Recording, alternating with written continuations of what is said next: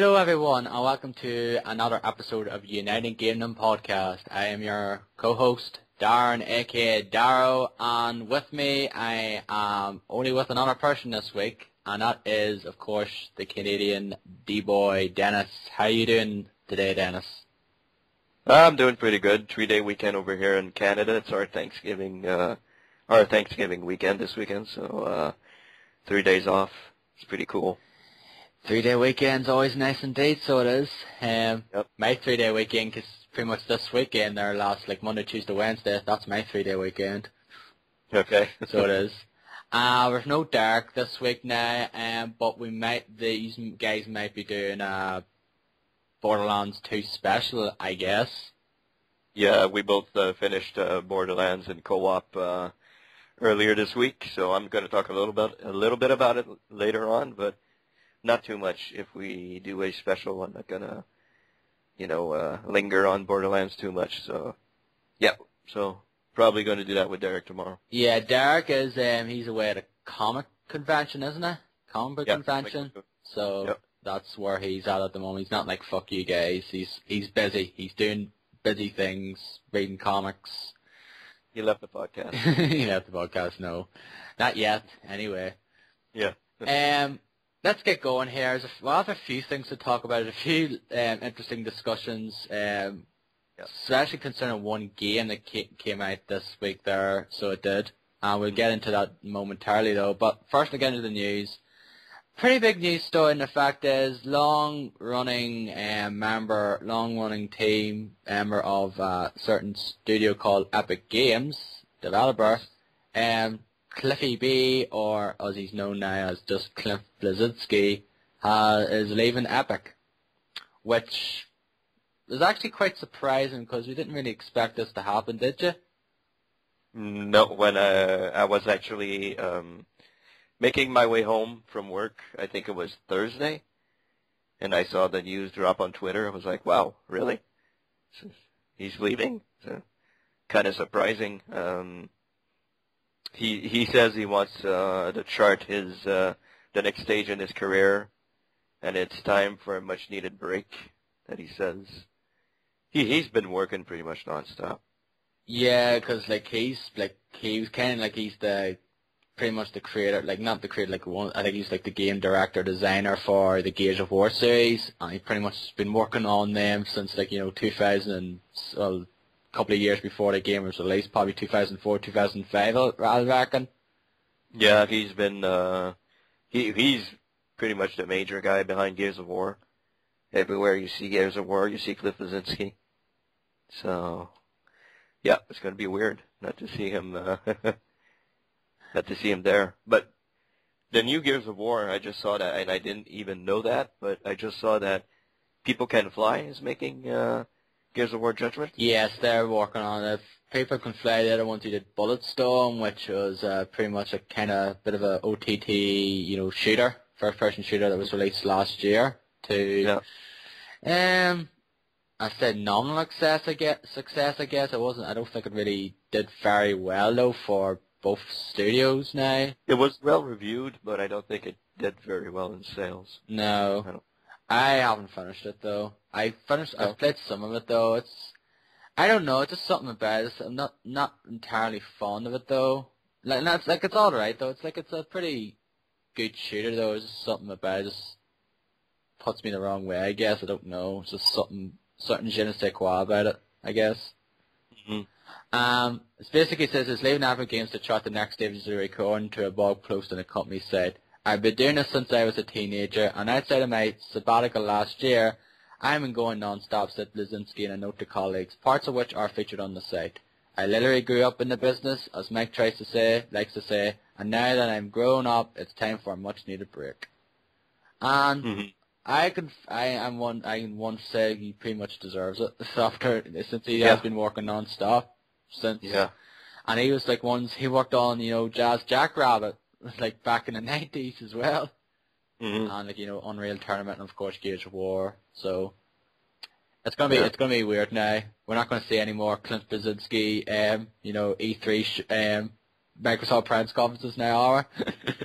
He's they're gonna pop up say, well, here's Epic Games to announce our next game, and then it's like a trailer or whatever, and everyone goes, crazy. Yeah. Well, I don't know if Gears of War is actually like Halo status or Call of Duty status. It's popular, but I don't think it's the same level of popularity. But no, it's not the popularity of Call of Duty because nothing is pretty much. Yeah, nothing is. They could release Call of Duty toilet paper and pretty much people would buy it. But you know our opinions on Call of Duty. But anyway, yeah. Well, we'll have to see what the future of Gears of War is going to be like. Will it go to People Can Fly now, or don't know what's going to happen? I'm not really fussed on this one's coming up. Like, I haven't really been looking at it, though. I just felt the series had ended. It's like, yeah, Gears of War 3 was kind of tied things up nicely. Nothing. It's a prequel, I know, but it's not really necessary, really. Yeah, to me, spoilers, people, sorry, but to me, Dom is dead. Series over. That's how I feel. Well, it was. You cried when Dom died, did you?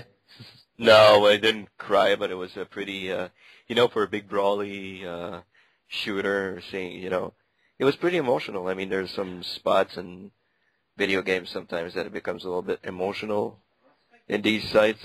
So, anyway, I don't know. It's just pretty emotional when that happened. There are a couple of things, we could talk about that at length, but yeah. But like, I enjoyed Gears of War 3. I enjoyed the series though. Like, we used to have great, Gears of War sessions back in the day. Now, like back in 2006, 2007. Like, that's kind of when me and Des started to become good friends. Is when we played those games with a bunch of other people from GameSpot back in the day. And it was Gears of War 1, I think. Yeah, it was the first one, which we pretty much played non-stop for like, good 6 months or so from like 2007. I think every freaking night we played Gears of War. Yeah. I can't remember. He's played like fucking way late in the morning though. Sometimes I was up to like 2 o'clock, 3 o'clock in the morning though. This is kind of when I was, unemployed, looking for a job. This is pretty much after I finished university. Looking for a job and like, going around just getting up quite late to play the games and crashing the store and all that there. It was good times. Yeah, that was really fun. It was really fun playing with everybody back in the day. So anyway, let's see what Clint Franciski's up next, what his next endeavour is in the future. I guess we'll find out, but we'll miss you, Cliff. Yeah. Anyway, a certain game came out this week that, let's just say, pretty much kind of made the shit hit the fan with how big the stories come out of it though. A certain game called Resident Evil 6. Now, I for one wasn't going to get it, although I did say on a tweet, it's like, why do I want Resident Evil 6 all of a sudden? But I think this was before the reviews came out for it. Yeah, before the shitstorm hit. Yeah, because I think it was on Monday. I think I said it about on Sunday or like Monday before, like the Monday before everything came out. But anyway, and that's pretty much when the shit hit the fan. When there was reviews going everywhere, there was reviews saying this game is great, this game's great, it's a great entry in the series, and other ones say, wow, this is a mess. There's very bad points. QT suck. There's just like the story's a mess and things like that. One person in particular, who's from GameSpot, that me and Des talk about sometimes, is Kevin Van Ord, and he gave the game a 4.5, and he got a lot of flack for that, didn't he, Dennis? Yeah, he well, for those who don't know about him, he's homosexual, so he pretty openly is one, and he got a lot of flack for the reviews, and the flack that he got was mainly saying that he gave that game a stat score because he's gay. So, and he doesn't understand the story, and some tweets that he actually put up on Twitter that, I follow him, and he put up a couple of things that people actually wrote to him and it's really disgusting. I mean, it's just a video game, and people just, go overboard like that, and all the things that they say to him, it's ridiculous. So. Yeah, there was one, I forget who it was, but there was one guy in particular basically spouted out a number of tweets about it, though, to him and to Jim Sterling, who is a guy who does stuff for like Destructoid and that there, and he gave the game a bad score as well, and it was this guy just pretty much said shit like that, and pretty much went to allude about the fact that Kevin Van Ort is gay, and the fact is, that Jews and Jim Sterling, had like hooked up, whatever, something along those lines. Anyway, it just sickens me that some people just stoop so low, pretty much just go to the lowest common denominator and just say, he basically hates this game because he doesn't know how to play it, or he doesn't understand it, he can't play it right, or like he doesn't because he's gay or not now, and things like that. It's like, do me a favour, like, everyone has entitled to their own opinion. No, he doesn't like the game, you might agree or disagree, like, but don't fucking go bitch slap like that. Don't go, crazy, don't go fucking, insult the guy now, or insult people who don't have to share the same opinion as you now. Like, there is people out there, like people I know, that are quite enjoying the game. They're enjoying it. Like a guy I know, Mike, like, he's been tweeting about it, he's been playing the co-op, and he's very much enjoying the game. He doesn't get why the game's getting bad reviews. Yeah. And there's other people out there as well that are saying, like, why does this game get bad reviews? It's just ridiculous. Like, most... I work with a guy that, he's a really big, like, a Resident Evil, fan. He really enjoys the series and all that. He's been playing the game since Tuesday, and he told me, I don't get why people...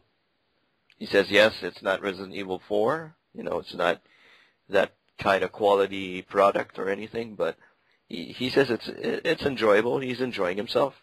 He likes the game, and he doesn't see why it got so many bad reviews, so many low scores and all that. But, I guess it's opinions, people's opinions, and what they see about the game, I guess. If you're a fan, you'll pretty much love the game. If you're not a fan, well, I'm not a fan of Resident Evil. I don't see how this, maybe the Chris part of the game would appeal to me, but I don't know. I'll probably have to try it out now that the entire controversy happened, so see what's up. There's a demo that's on Xbox Live, and I actually forgot I played the demo of it, so I did this week. I think pretty much after this whole reviews, the backlash came out, it's like, okay, I just want to try the demo out and see what this is. I know it's not going to be, thing of the full game now. It's not going to represent the full game now, but I just want to see, like, a little taste or see what this is all about anyway. And, like, I played them. They have like, bits of the 3 campaigns in it, like the 3 main ones, like Leon, Chris, and Jake. I didn't mind Leon's. I didn't mind Chris's. I thought they were, like, enjoyable enough. Jake's, on the other hand, like, it's like, it's a bit troublesome because the fact is I died twice in that one, where I didn't die any times at all in the other 2. Yeah. So, but, like, I thought it was decent enough, though. It wasn't great, but it's like, if I could get to, like, later, if I get the full game and play, it's like, I might understand why people not really fuss, because a lot of people saying the fact is these, like, gotcha deaths, where you pretty much can do nothing about it, you just got killed because of like, saying, like, you walk and all of a sudden this truck comes and, like, runs you over. Like, how the fuck are you supposed to know that's coming, unless you've seen it already? I've seen those things, and that doesn't really appeal to me. Those kind of deaths that you can't do anything about. Yeah. At least give me a warning or something, or something that flashes on the screen so I know something's coming, so I can, but those guys of deaths, I can get why people are really mad about those, but, And I listened to the Giant Bombcast this week on the GameSpot Gameplay Special, though. Like, the Giant Bombcast, it was pretty much Brad and Patrick, and, like, Jeff as well. Like, they pretty much spent, like, the first hour all talking about Resident Evil 6 and basically ripping that game apart, pretty much. Well, Jeff doesn't like Resident Evil. He doesn't even like 4. So. Yeah, but like he threw in his 2 cents there, here and there though. But it was mainly Brad and Patrick talking about, because they're the ones who played it mainly.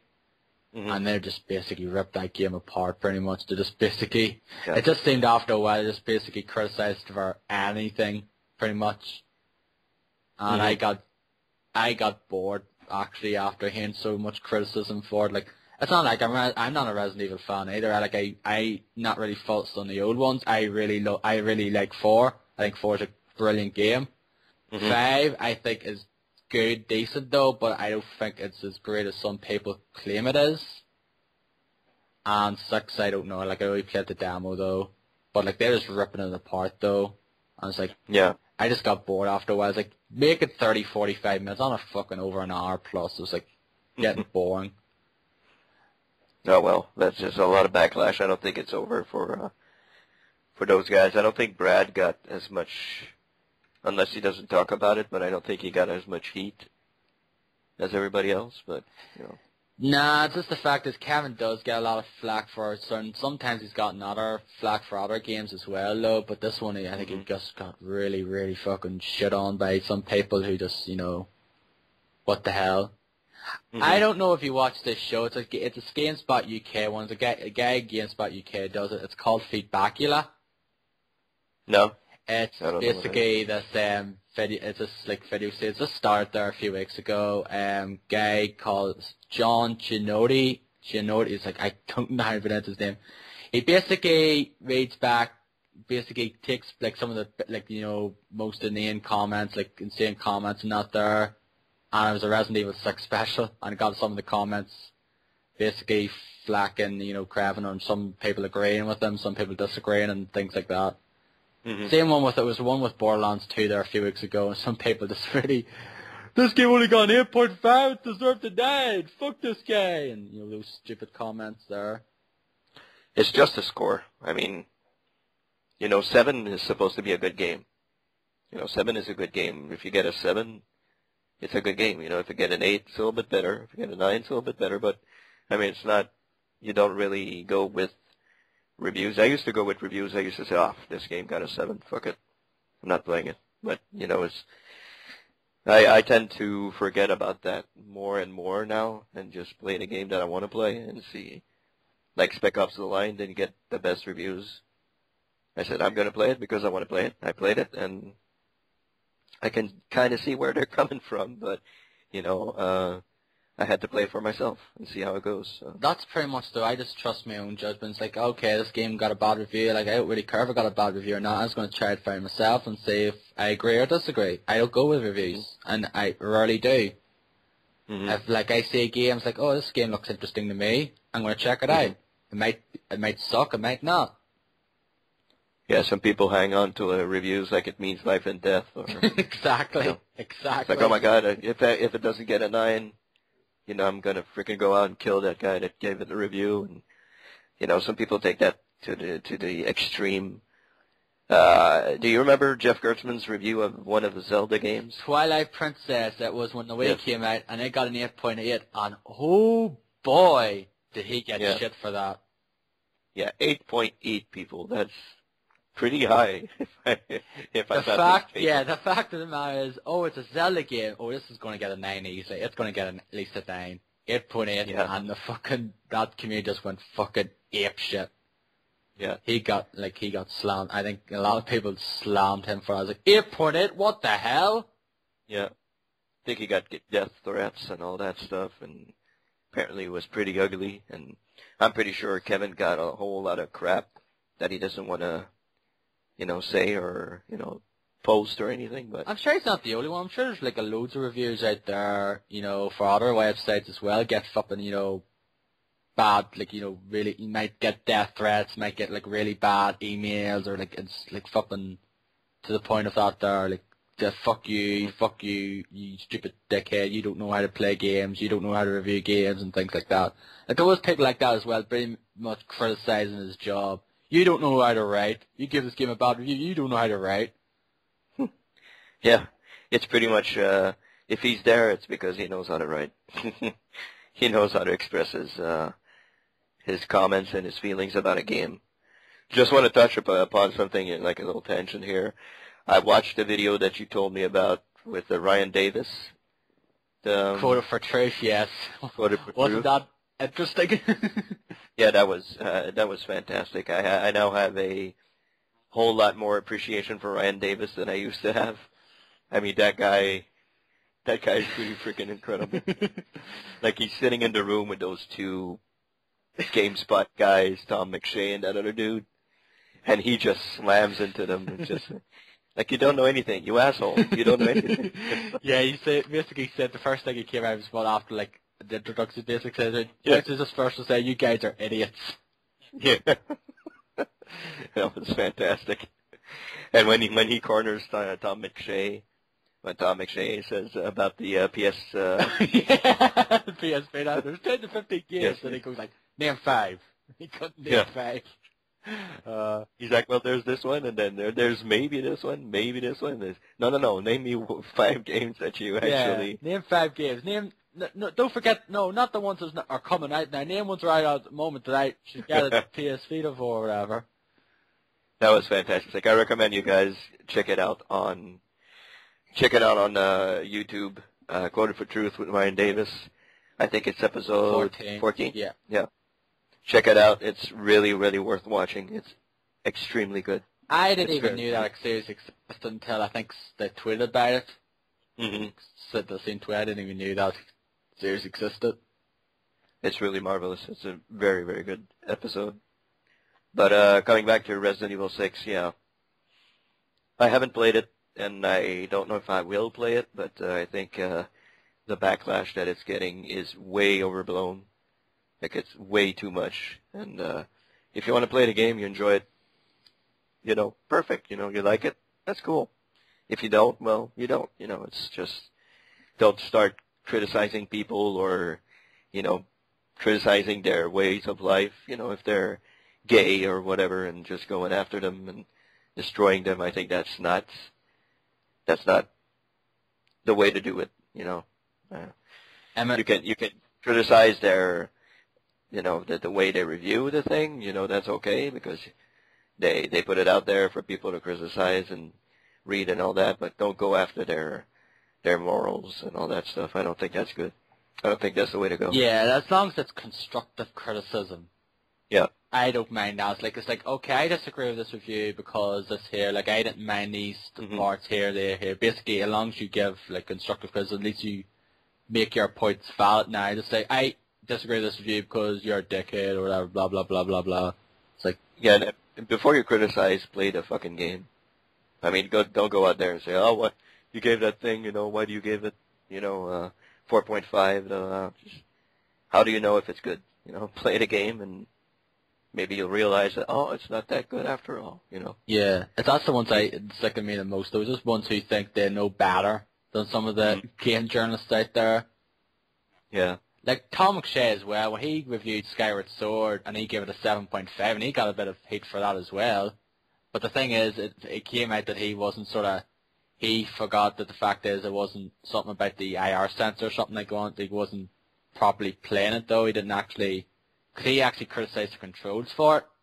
Mm-hmm. And then he kind of came out the fact is, like, he didn't know that's the way it was configured or whatever. I can't explain it fully though, but basically that's one of the reasons why he gave it that score, and people give him flack for that. And it turns out that they're pretty right in a way, because he wasn't playing it properly or the way it was now. Yeah, you see, that's constructive criticism. That's perfect. You don't have to destroy a guy.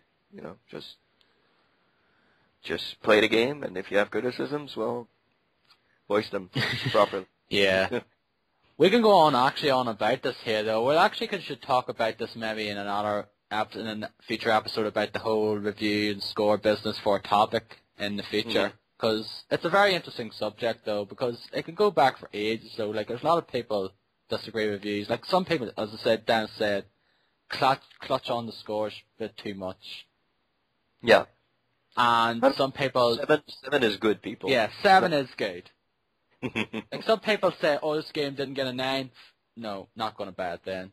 Like, there's people out there, unless the game gets a 9, they're not going to even bother.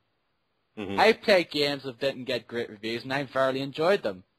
Blue Dragon got a 6 from Kevin Fadord, and like I disagree with it now, because I enjoyed that game. I gave it like a 7 or 7.5. I thought it was a good game, so it did. So it wasn't Pink Dragon. That's why he gave it a bad score. No, but like it's a very basic RPG though. It didn't have a great story, but I very much enjoyed it though. But I think it was a bit less than what I think it should have gotten though. He gave like Lost Odyssey 7.5 as well, which I think it's more than that. I think it's one of the better JRPGs of this generation now. But I'm not going to go condone him, criticize him,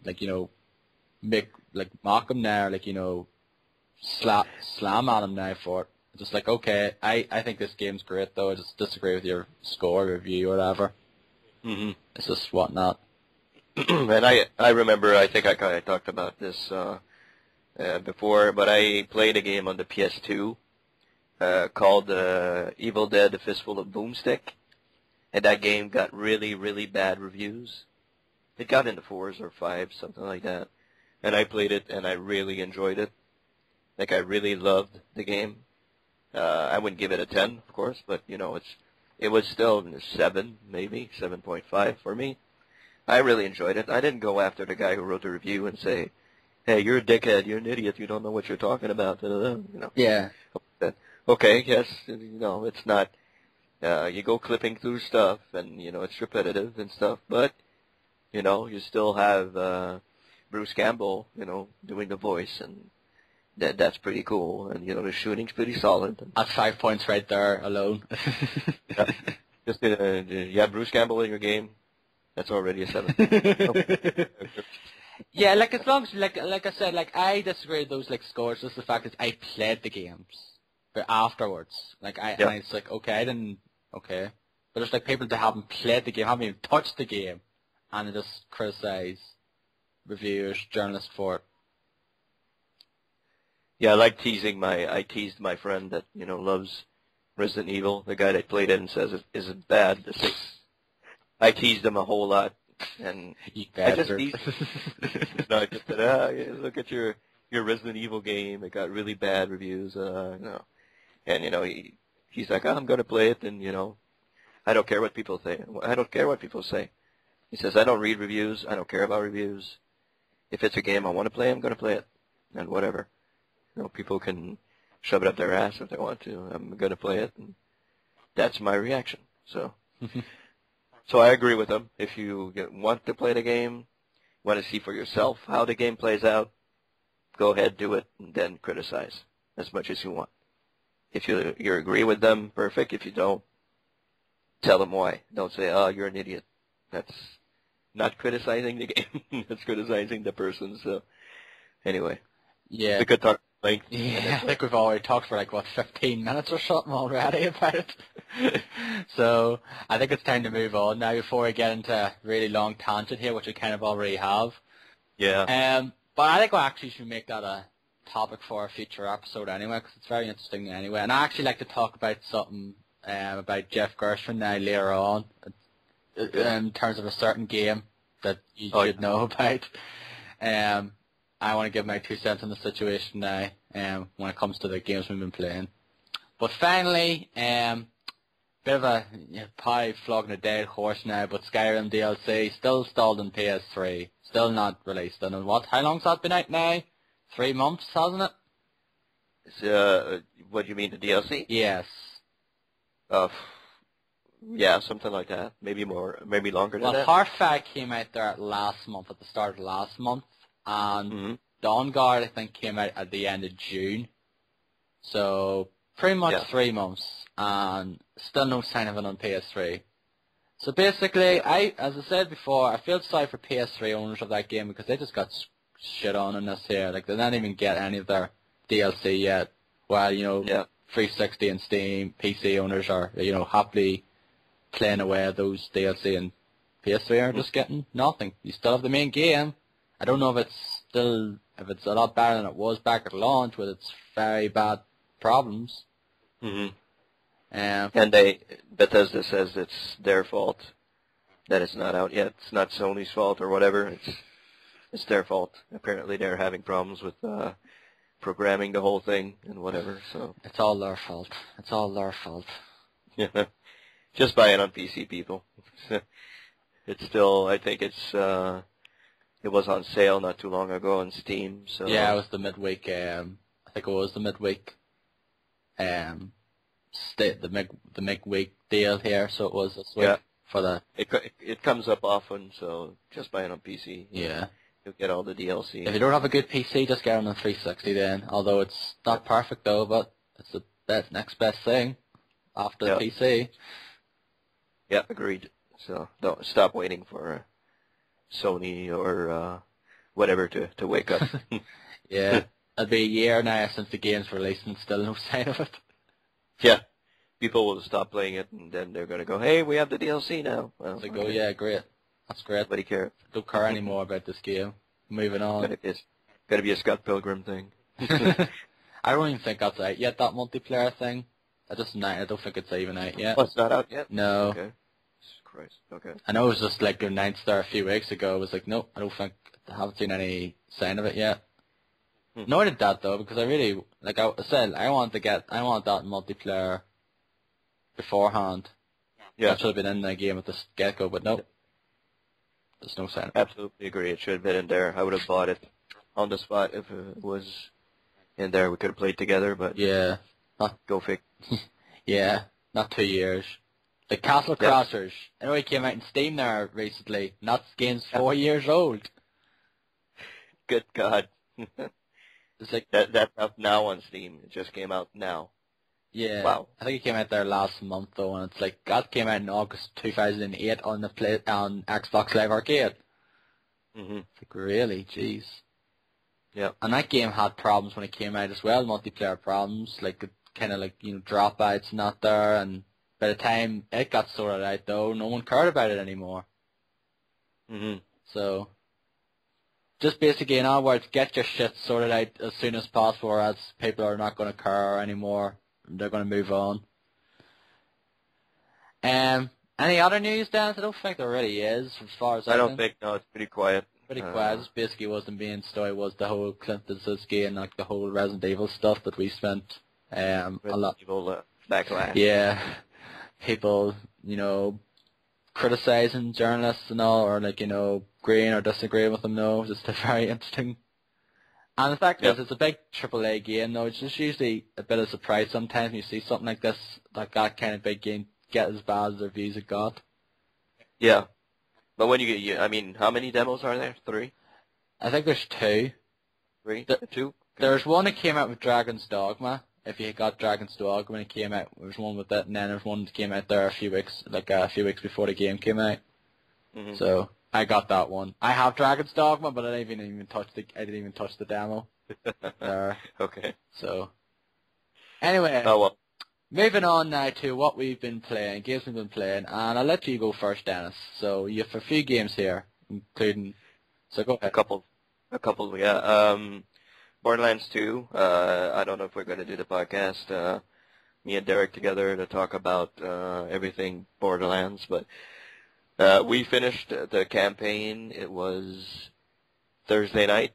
We finished the main story, and we did pretty much every quest there was to do in the game. It took us a while. Let me check my final tally of the hours spent on this game. Hold on 2 seconds here. But yeah, it's a good game. It's a very good game. It's very well made, very funny, and some emotional spots and all that. Hold on, my Raptor is broken. That's great. Okay. I'd say probably 50 odd hours, I assume, anyway. Yeah, somewhere around the 50-hour mark for Borderlands 2. As soon as you finish the game, you get to when you go back to the main city. Sanctuary. When you go back Sanctuary, it actually unlocks a new quest, and it's one of the same quests that you had in the first game. You have to be level 50 to beat. So there's one last quest you have to do that they unlock at the very end of the very end of the game that we didn't do naturally because we both ended up at level 34. So we finished the game at level 34.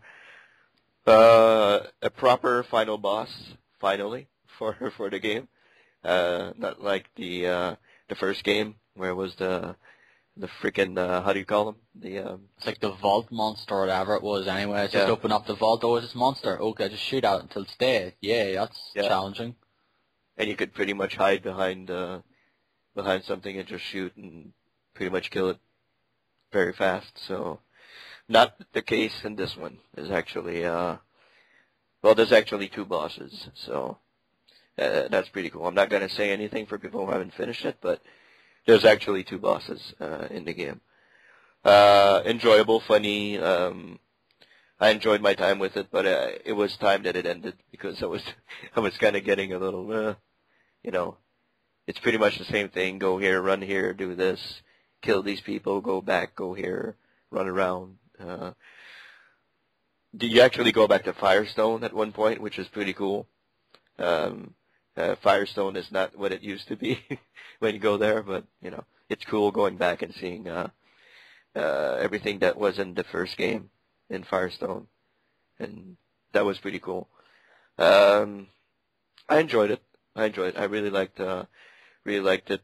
Solid gameplay, very good gun. I had the commando, as everybody knows, and my turret was freaking rocking at the end.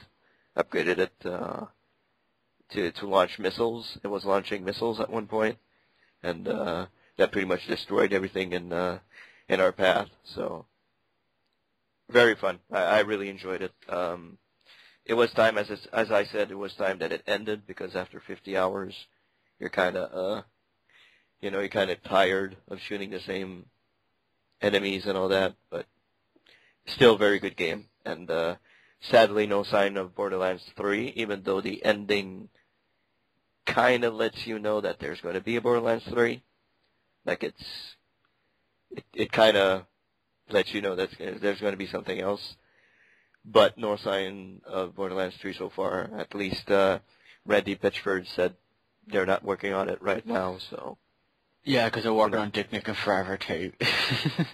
Oh, yeah. Well. I remember that Brothers in Arms game. That was it. What was that? Yeah, Furious 5. Furious 4, whatever it's called. Yeah. Furious 4, 5 or something. But yeah, highly recommended. I know, Darren, you haven't went back to Borderlands. No, I haven't touched it in 2 weeks nearly now. I don't know. I might try to get back into it though and play it, but I just stopped playing it though. Like I said, just don't know. I know it's not fun playing by yourself because I wouldn't have played that game by myself. I played the entirety with Derek, so I don't see myself going back and playing it by myself. But like the thing is, people said, are you going to continue playing after you're done? Like people told me, are you going to pick another race and continue on and stuff like that? I said no, I'm done. For now, that's it. Might go back to it sometime, but for now, that's it. I'm not touching it anymore. So go back to when like DLC and that comes out. Yeah. I know Derek continued playing. I saw him play last night a little bit, so that's not me. We all know who the biggest Borderlands fan is here out of the 3 of us. Oh yeah, Derek for sure. Yeah. I think he played the shit out of the first one. So he did. Like I played a lot of the first one as well, but I didn't do all the DLC. I think he maxed out his character in the first one. Yeah, like I've gotten to level 40 odd. Mm-hmm. So I have in the first game, so I haven't maxed out my character there. I didn't even play all the DLC from the first game, but, I mean, but I can't for the DLC for this one. Can't wait to dive back into it, but not now. I'm taking a little break. Yeah. And Dishonored coming out Tuesday, so I wanted to have it done for that time, so I can be ready for Dishonored. And XCOM also coming out Tuesday. So. Yeah.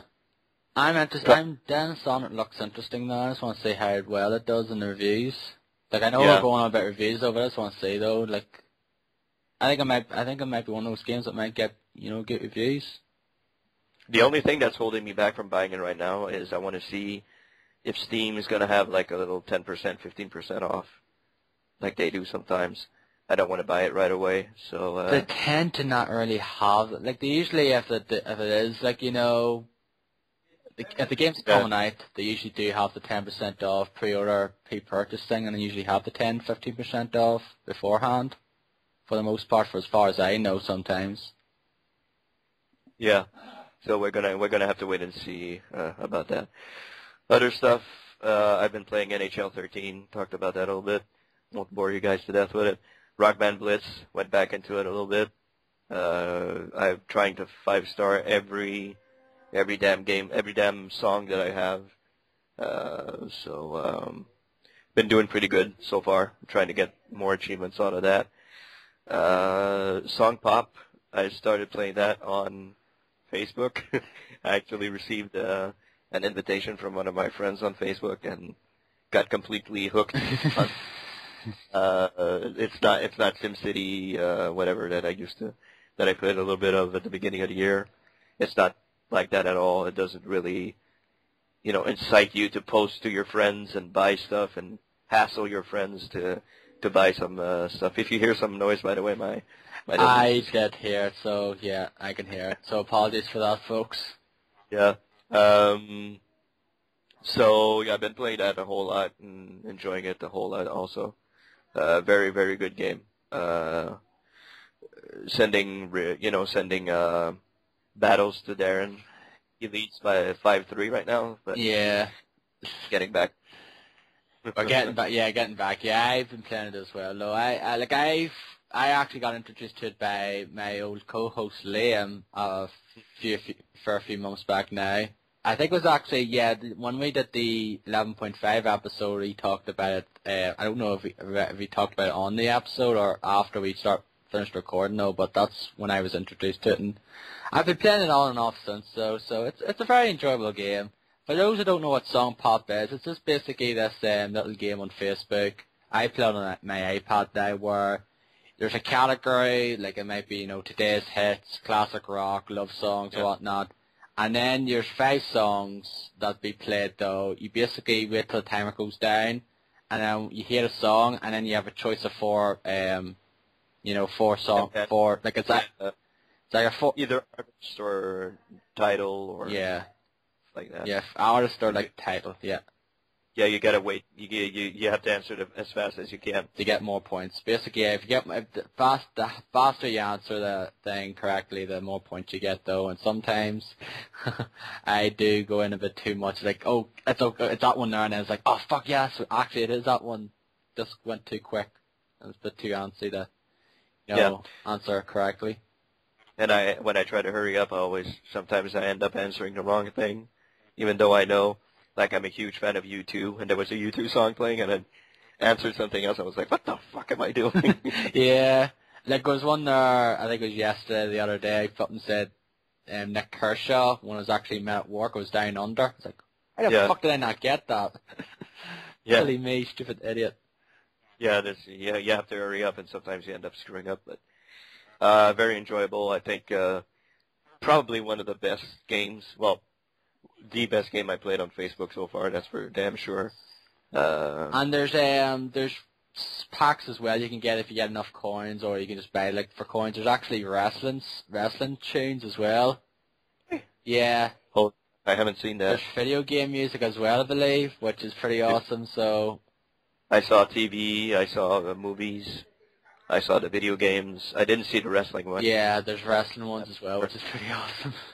I think I would pay real money to get that one. I think I don't know if it's just, like, you get coins, like, if you ever win, if you win a match, you get 3 coins. If you lose, you get 1 coin. And you basically accumulate coins to, like, buy new, categories. Like, you could just wait until you have enough, or you can just go to the shop and buy, I want to buy X number of coins for a certain dollars. I don't know what the packs are now. Like, there might be, like, 1,000 coins for, $10 or whatnot it is, and I don't know. I haven't gone into that section of the game yet, but I very much enjoy that game. It's very enjoyable.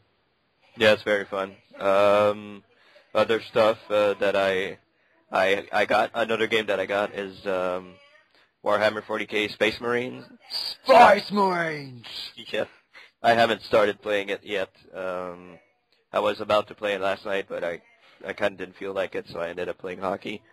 But I've heard good things about it, especially from Darren, who said that he pretty much enjoyed the game. Yeah, that was pretty much the first game I finished this year, though. I got it for like £13 on the 360. Like after it was like during like the sales in January, or like back after Christmas sales, like Boxing Day and January sales.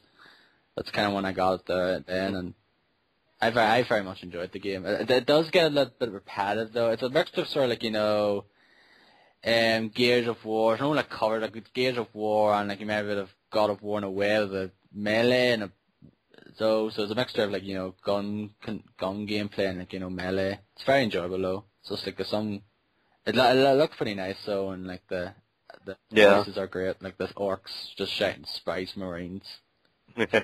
Which is pretty much, I think that's pretty much 50% why I bought this. Yeah, because there was a quick look for the game on Jam Bomb. We mentioned Jam Bomb every week, so like we visited it every day pretty much. And yeah. Two guys, Finney Caravel and Ryan Davis, going on about it there, and they're mocking the things every time someone orcs shouted Spice Marines in like the English accent. They just basically took the piss out of it. Kill them Spice Marines! Yeah. Spice Marines! Yeah, it's pretty, that's pretty much, 50% of the reason why I bought the game. I know I'll get sick and tired of hearing it probably before the game ends, but, you know, that's pretty, that's one of the reasons why. And, I think that's pretty much what I played this week, is, still a couple of games. Can't wait for Dishonored on, Tuesday. Been following that game a whole lot since it was first announced. It looks very good. Can't wait to see how it turns out. So Patrick Klepper's reviewing that, which is actually surprising. I thought it was Jeff who had been reviewing it on Jam Bomb. Oh, well, probably, okay, Ryan's probably reviewing XCOM. Yeah, because I know he's pretty much a fan of Firaxis stuff. Yeah. Because he loved Civilization 5. Mm-hmm. And Sim Golf looks pretty cool, which is too bad that it's not on sale anywhere. Yeah. Because I would have bought it. But, yeah, so look for my impressions of Dishonored next week. I'll probably play a little bit of XCOM also, so. Yeah. And Space Marines, of course. Spice Marines. There you go. So Darren, you've been playing a shit ton of games. Yeah, as usual, yeah. Like actually at the start of the week I didn't really have much though, but like I played a few more games afterwards, so it was usually just one or two games. Speaking of XCOM, I actually played the demo. Like there's a few, I actually forgot to mention this last week. It was the XCOM Enemy Unknown demo that came up on Steam. Now, for those that know me, you know that I'm not really a fan of strategy games. Yeah. It's pretty much my least favorite genre, and that, and like, you know, most sports games, because I'm just so like, especially raid time strategy, I'm just completely stuck. It's like, oh my god, I just have to stop and think there for 30 minutes before I can make a move or something, and I'll be too late because I'll get destroyed then. I just can't think that far ahead. You have to try to think, like, you know, what's going to happen in this match. You have to try to predict. Like, a couple of rounds ahead, yeah. Yeah, pretty much have to think ahead, though, and that's just not me. Did you enjoy it, or? This one has, like, a turn-based strategy. It was just, like, you know, more like the Civilization games, which is turn-based strategy. You know, some of the, like, the old XCOM games of old as well, which I've never played, but I heard they're really fucking hard. Danny O'Dwyer did a Escape from Mount Stupid on that series, though, and he basically stated that there's, like, these games are pretty hard, so I would never touch them, not whatsoever. I didn't complete it now, I just played maybe about, 30, 45 minutes off it, and this actually could be one I actually could enjoy, because it looks nice. I just like the way it works, the way it flows. You just go and, you know, click on your characters and go into cover and try, you know, get into the right, you know, area and not get shot by aliens that come out of nowhere then, like when you get into their area. Like you can go into the area because it's not like the whole areas now is like light up now. You can see everything. You basically have to go further into an area to, like, you know, see it on your map or whatever, and then all of a sudden you could be in an area and all of a sudden there's like aliens surrounding you. It's like, oh fuck, I'm screwed here. I have to move away or else I'm going to get shot to hell by enemies because I'm pretty much in the open now. But like I played like I think it was like 2 missions or something, and I very much liked it though. It plays well. I don't know if I'm going to buy it straight away now, because the only game I'm really going to get this month is Assassin's Creed 3 at the end of the month. So look out for my impressions with it now, and that when that comes out. But I could say I can probably might pick this up in the future though, maybe when it goes on sale. It's a very good game though. Like I said, not in the strategy games, but yeah, the micromanagement part looks pretty fun. I don't know if you watched a quick look, but it looks the whole micromanagement when they're at the base. That looks pretty awesome. yeah, like I watched some of the quick look for it now, and the guy who did it, Jake Solomon, he did did you see that video on YouTube about him trying to sell a game to people at the store? No, I didn't see that. No, it's like a few people tweeted about it though, and I watched it. It was pretty weird, pretty funny. Cause Yeah. 360 version, he was in this game store, I forget what it was, and basically tried to get people to buy the game, sell the game. He's trying to sell the game. But it's a good game though, for when I played of it though, and I'll play the full game probably in the future, but not now. Curse of Monkey Island, I forgot to mention as well last week. I played a bit more of it on my iPad. Like I mentioned a few weeks ago that I jailbroke my iPad and put Curse of Monkey Island, the original game, and the one I have on it, and very much still love that game. Played the second, third part, and my third part in that game is my favourite part because for those who don't ever play it though, you're on the ship though, and you basically do ship battles. But then you get onto the enemy ship and you fight them, but you don't really, you sword fight them, but the thing is you have to do rhyming insults. So basically an example here is an enemy, you'd say, every enemy I've met, I've annihilated, and you have to reply with, oh, with your breath, I'm sure they all suffocated. Pretty much. Okay, something that rhymes. Yeah. But okay. Is though as well, the fact is the options are not available at the get-go. You pretty much have to hear some of the things they say. Like you could say something like that, like one of their things. You look like a pig. It's like I look much like your fiance or whatever. You have to sometimes hear what their reply to what you said before you can access it to yourself though, because not all the options are available though at the get-go. So you pretty much have to lose battles before you can actually, access most of the dialogue then. But I love that part though. It's just awesome. There's the options available, and then there's like a joke one as well at the end of it though. Pretty much I usually pick it though whenever I don't have the proper answer though. But I absolutely love that game. I love that part. It's my favorite part in the game. Just awesome. Theater Rhythm Final Fantasy, yep, still playing that game. Now I haven't played in the last few days though. I've gotten better again. I mentioned a few weeks ago I got rusty again, but I actually gotten better. I finished most of there's only one track now I haven't finished in Ultimate, but I pretty much finished every other track that I've got on Ultimate. And most of them have got S rank, and a few of them have got double S rank. But there's you can get triple S rank, but you pretty much have to be bloody fucking perfect. You have to have everything perfect, and that's near on impossible for me. But it's a good game, I love it. World of Warcraft, yes, I'm still playing it. You think I'm bored with it yet, Dennis? Are you bored with it yet?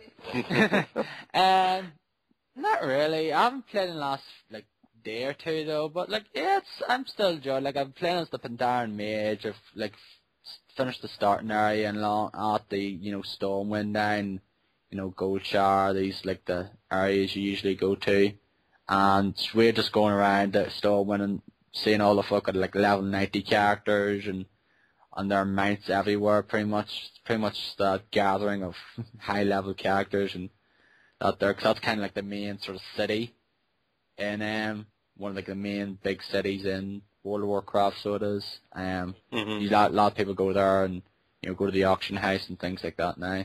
I like the game though. I bought it though, and bought all the expansions except for the new one, of course. But I'm not going to get it though until if I ever reach level 90, level 85. Then I'll get it, which will be 20 years from now. Professional 8 and Inspector's Call, went back to it though, still enjoying it. It's a good game. I finished Dust Elysian Tale, which I finished it a few days. I finished it on Wednesday, so I did. That game is great. A very, very enjoyable 2D sort of action game. Very reminiscent of Mirror Master on the Wii if you played it now. But I recommend you check this out though if you're a fan of those kind of games. Very, very beautiful game though, and it's definitely worth picking up though. It's a pretty long game as well. I finished it maybe like 10-15 hours by doing most of the quests though, and that's good for an Xbox Live Arcade game. Because sometimes you get certain games for on that there for 1,200 points, and then you finish them in a matter of hours.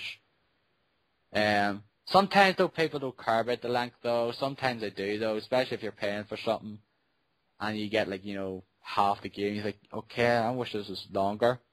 Darkness 2 is a good example of it this year. Like you got it at full price, didn't you, Dennis? Which one? Sorry, I didn't. The Darkness 2. Yeah, I got it at full price. Yeah, yep. And it should have been. I wish it was longer, so it was. It was like 5 hours. Should have been longer, but very good game anyway. Song Pop I mentioned when Dennis was talking about now. Good game. And I picked up a game yesterday that Dennis played called Spec Ops: The Line. You played this game, didn't you, Dennis? Yeah. Well, I played it. I played Spec Ops at this summer. I think I played a little bit of it. A little bit of it. I finished it. Enjoyable story, not so enjoyable gameplay, not very, very, it's not something that you'll remember for the rest of your life, but still pretty enjoyable, still pretty good. And how much did you pay for it now? Do you remember? Say what? How much did you pay for it now? Full price. Well, not full price, but I had it on a Steam sale this summer when they were doing the summer sales. I got it, I think, with 15% off. Sorry, it's crazy over here. I don't know what's going on. I can hear it. Yeah, it's really crazy. I'm sorry about that. Because my family can't talk. They have to scream to each other. So. You'd believe they're Irish, but they're not. But yeah, I'm sorry about that. Yeah, it's underwhelming to say the least, but the story is very interesting. It's not what you'd see in a regular shooter, like the guy doesn't turn out to be the ultimate hero and save everybody and save the earth or save whatever. He doesn't turn out to be the ultimate hero or anything. So very interesting to watch, to play, and to watch the story unfold. But as for the shooting aspects of the game and the whole gameplay, not very enjoyable at all. How do you find it so far? I think you played an hour or so. I played the first chapter though. Like I follow a thing on Twitter called Post a Bargain, and sometimes I see things there. I was like, oh, that's interesting. Why should I get that? And I clicked and played one. They posted one about this 2K games, for sale on GameFly.com, which I don't know if it still exists in America because that's like the sort of rental service in America now, where you can rent games there. And here I think it's like a download. I don't know if it's a rental thing here as well though, but it's like a download service here. You can buy games here. I don't know if it's the same over there now, but I seen it there. It was on sale. I seen a bunch of games. It was like Bioshock, Bioshock 2, like Civilization 5, some of those games, and I think most of them were £5, if not all of them. And I've seen Spec Ops: The Line, and I was like, okay, I think I should get this here because I'm quite curious though, because I heard the story in this game is quite good. And it's quite dark. It's quite dark. Very dark, yeah. So it is, and like I like as long as the gameplay is adequate though. You say it's all right. It's not that great though, but as long as it's adequate, as long as it just gets you through the game, no problem though, and like as long as the story is interesting enough, I'll play it. And but it's adequate. It's a shooter, Yeah. There's cover, there's shooting. You go into slow motion when you get headshots. So that's cool at the beginning, but kind of gets a little weird towards the end. It's not a very easy game. It's all right. I mean, it's not tough, but it's not very tough, but it's not very easy either. there's a couple of spots that it's pretty tough even. But yeah, all in all, the story's fantastic, but the gameplay is not very outstanding at all. So. Yeah, so I said for £5, like, yep, I'm going to get this game now, so I want to try it out. Like, I was thinking of getting it when it was on sale, on the Steam Summer Sale. I was like, nah, I'm not going to bother getting it now, and like, I'm kind of glad I hold off now for getting it at £5, because it was £20, like 9p when it was on the Steam Summer Sale here, so I got it, and the fact is, £5 for a game that's already been out since June. Yep. There you go. Yeah. That's kind of weird. Yeah, so I pretty much got a bloody bargain there, so I did. Probably didn't sell at all, so. And speaking of which, Darksiders 2, it's like £12.49 on Steam at the moment.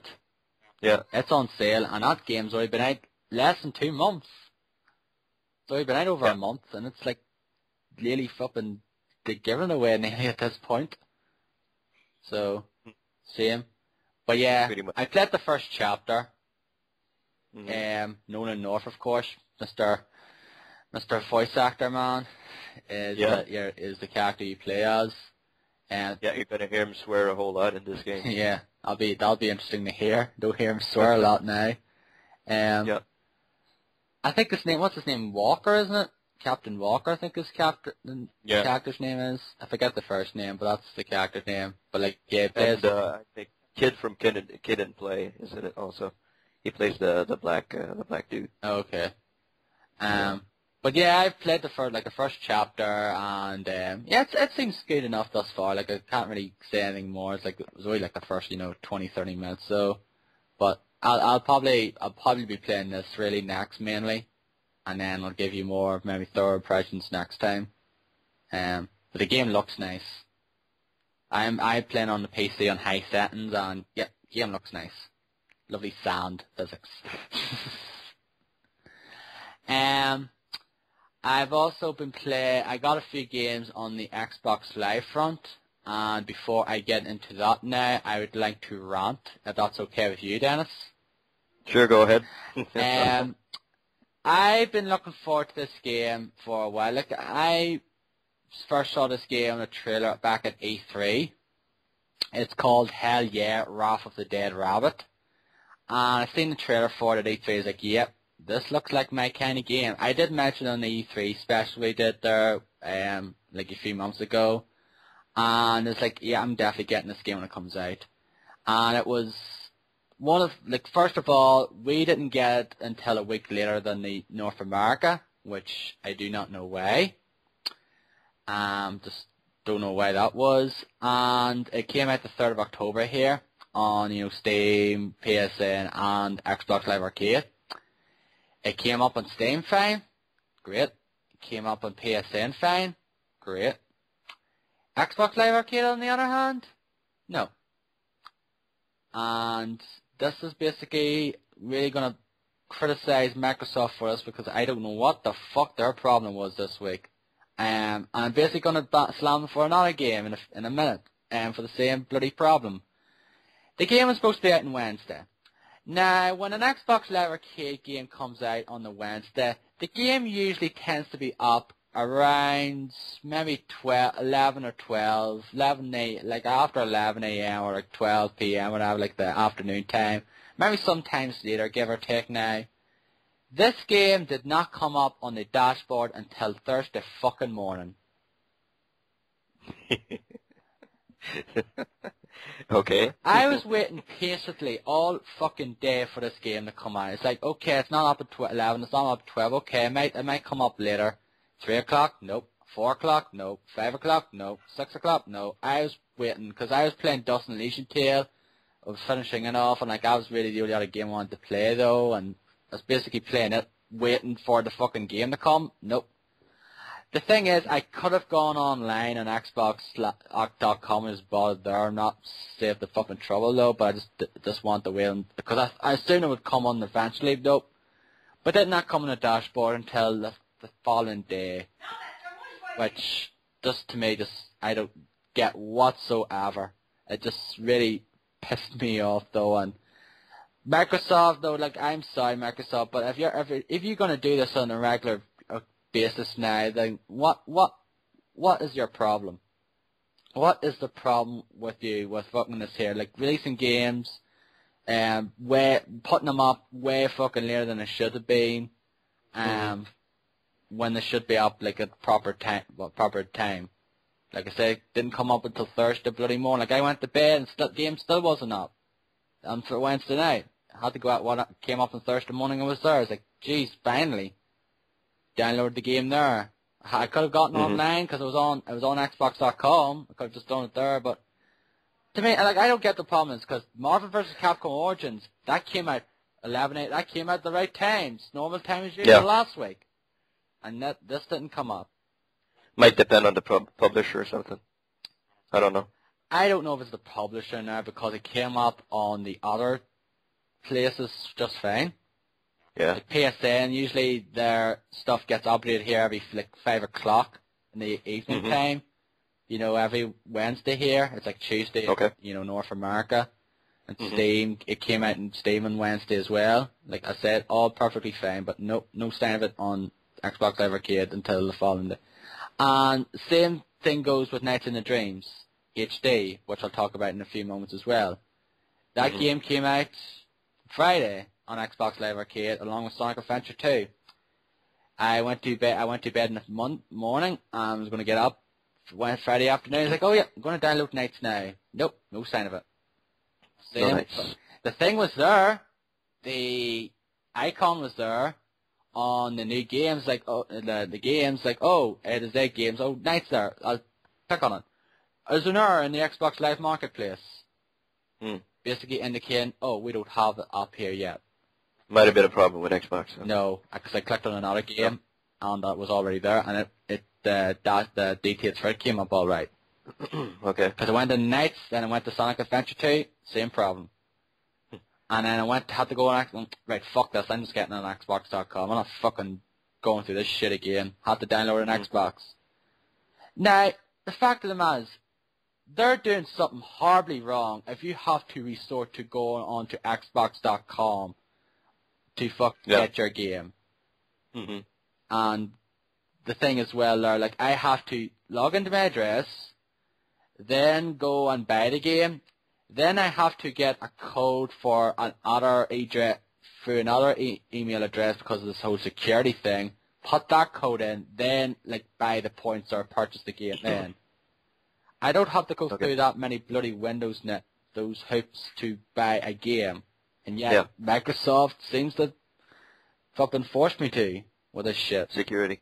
It's for security, I guess. Yeah, it's like security though, but like the fact is they should have the game up properly around the afternoon time at least on the dashboard. Like a guy on my Twitter had to do the same thing because he was very much looking forward to Nights as well. He had to resort to the same thing. Download it on Xbox because it wasn't up in dashboard. Yeah. If this is going to happen regularly, it's like, why the fuck am I paying live for then?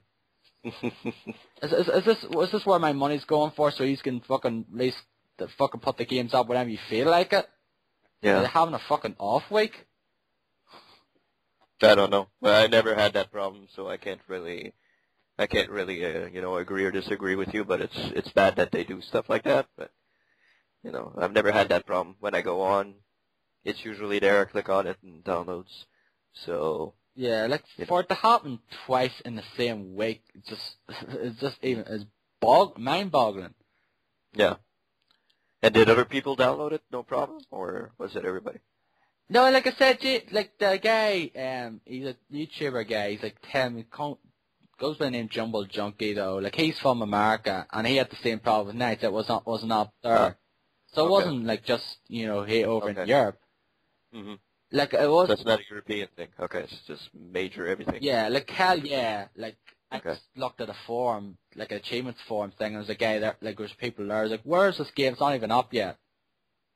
Either. Yeah. It's like no, it's not. It wasn't my side. It was Microsoft's fault, not the top department. I was like, jeez. But anyway, back to the actual game, what the game's about. It is. Hell yeah, it's fucking awesome. I really, really like that game. It is all sorts of fucking weird, so it is. Yeah, it looks crazy. It looks pretty pretty damn nuts, So actually. I know Derek said he wanted to try it out last week, though I don't think he did now, but he wanted to try it out though. But I got there in the Thursday morning though, and it's a pretty wacky game. Like, you play this rabbit called Ash, and he basically he gets like, he's like the sort of ruler of hell or whatever, and he gets a photo. He has a thing for ducks, and he gets paparazzi takes a picture of him in the bath of the duck, and basically has to go around and defeat like 100 monsters that like, it was 100 views. He has to defeat all these monsters that viewed it. Yeah. And do these like different levels, so it's very good. And there's some of the ways you have to kill the monsters though. It's like, oh, drill this monster, and then all of a sudden you have to like maybe hit the A button to mash squeeze the monster with your like fingers. Mm-hmm. You have to like press A at the right time to like put a coin in this arcade cabinet, and then it's like the cool death animation. Then it's like this one, like that one. There's like kind of like, you know, Space Invaders or something. Then it's like these like wee like rabbit things like shooting down on it or whatever though. Mm-hmm. And it's just a wacky game though. Like, I absolutely like awesome art style to it. Very cool. Like, it's like pretty much like an action platformer. Yeah, it looks insane. It looks pretty wild. It's 1,200 points now. It didn't get the best reviews now. Like, it got a 4 on GameSpot. Oh, okay. Cal McShare reviewed it, which... Oh, God, okay. So, no, never mind. Which, yeah, I don't really take his opinion. Like, the only person I really go with, like, I follow on reviews, really, is Kevin Van Ord on GameSpot. Kevin Van Ord and Chris Waters is alright also. Yeah. Caroline also is pretty good. Yeah, I don't mind like Chris Waters, Calvin Medade, and Kevin Van Ord. I don't really mind them now. It's just like, you know, Tom McShea. Don't really care for it. No, I don't know where the hell he's coming from, but nope. I don't really, like, he reviewed a lot of games that I actually played and that I actually liked, and he gave like 5s or 6s or stuff like that. I know we don't really go upon reviews, as we said, but I kind of find that weird, and he gives like all sorts of stupid reasons why, you know, I can't remember what review it was, but he gave like, one of his things he had against the game is that it was too long. I was like, what the fuck? Okay. Was that a recent review or something? I can't remember. I think it was a recent review. And he said the game was too long or something like that. And you look at the comments on GameSpot, usually the comments are dumb. But this time, you know, people were like, oh, what are you talking about too long? You know, it's like, people don't complain because the game is too long. They complain because it's too short. Some people do complain it's too long. Like, people are not fussed on Lords of Shadow, Castlevania Lords of Shadow, because it's too long. It's sort of outstays the welcome. I love it so it's long. It's like 15, 20 hours. Like, that's not long. Fuck. That's longer than most action adventure games. Yeah. Action adventure games usually like 8 to 10 hours. That's like twice as long. I mean, if you buy a $60, $65 game, or in our case in Canada, $70 game, like Call of Duty, and you finish it in like 3 hours, and you don't give a fuck about the online, that's robbing people blind, in my opinion. But anyway. Yeah, games do cost more nowadays, though. Like, I get that now, but still, like $60 for like a 4 or 5 hour experience, though. Like you might enjoy it, though. But it's like, yeah, I enjoyed it, though, but it wasn't worth $60. It wasn't worth £40. Yeah. It's like, I could have just waited till this game came out. You know, it's on sale. Yeah. But anyway, Tom McShea, not really. I don't really follow his opinion, so. Yeah, but like, he's the one who said reviewed Zelda, though, and like, he got 7.5, and I said he got a bit of hate for that. I don't think he got to the same level as, you know, Jeff Gershman did back in the day now, but I think he still got a bit of hate for it anyway. I thought Giant Bomb had reviewed Hell Yeah. I don't see it. No, they didn't. No. Brad did the quick look, though. He said he played he replied to David Jaffe on Twitter about it. He said he played the first 2 to 3 hours and really loved it. Yeah. Because David Jaffe, who I know really was looking forward to that game, because he mentioned on one of the E3 broadcasts this year as well. Mm-hmm. and Brad like replied to him about it there because he said it I want to know about Hell Yeah. It didn't get great reviews, but has anyone played it? What do you think? And then Brad said I played the first 2-3 hours and really liked it. Yeah, I assume he would have reviewed it though because he was playing it though, but probably. that tends to be the case with especially with Jan Bond. Certain players, some of the games don't never reviewed them. Yeah, but they don't have a timeline like GameSpot has, I think. Like they pretty much go to the beat of their own drum. Yeah. Like they'll review big games quickly, but when it's lesser games like Hell Yeah or stuff like that. Well, I don't mean lesser games that in quality, but not as popular as let's say Resident Evil, Call of Duty, Halo, or stuff like that. They're going to review it a little slower than other games. Yeah, like Mark of the Ninja though, that review came out like a week or two after the game came out. Yeah. Yeah. So that's pretty much a good example of that indication though. Mm-hmm. And the fact is, it is of course a smaller team now. It's only like we had 4 of them.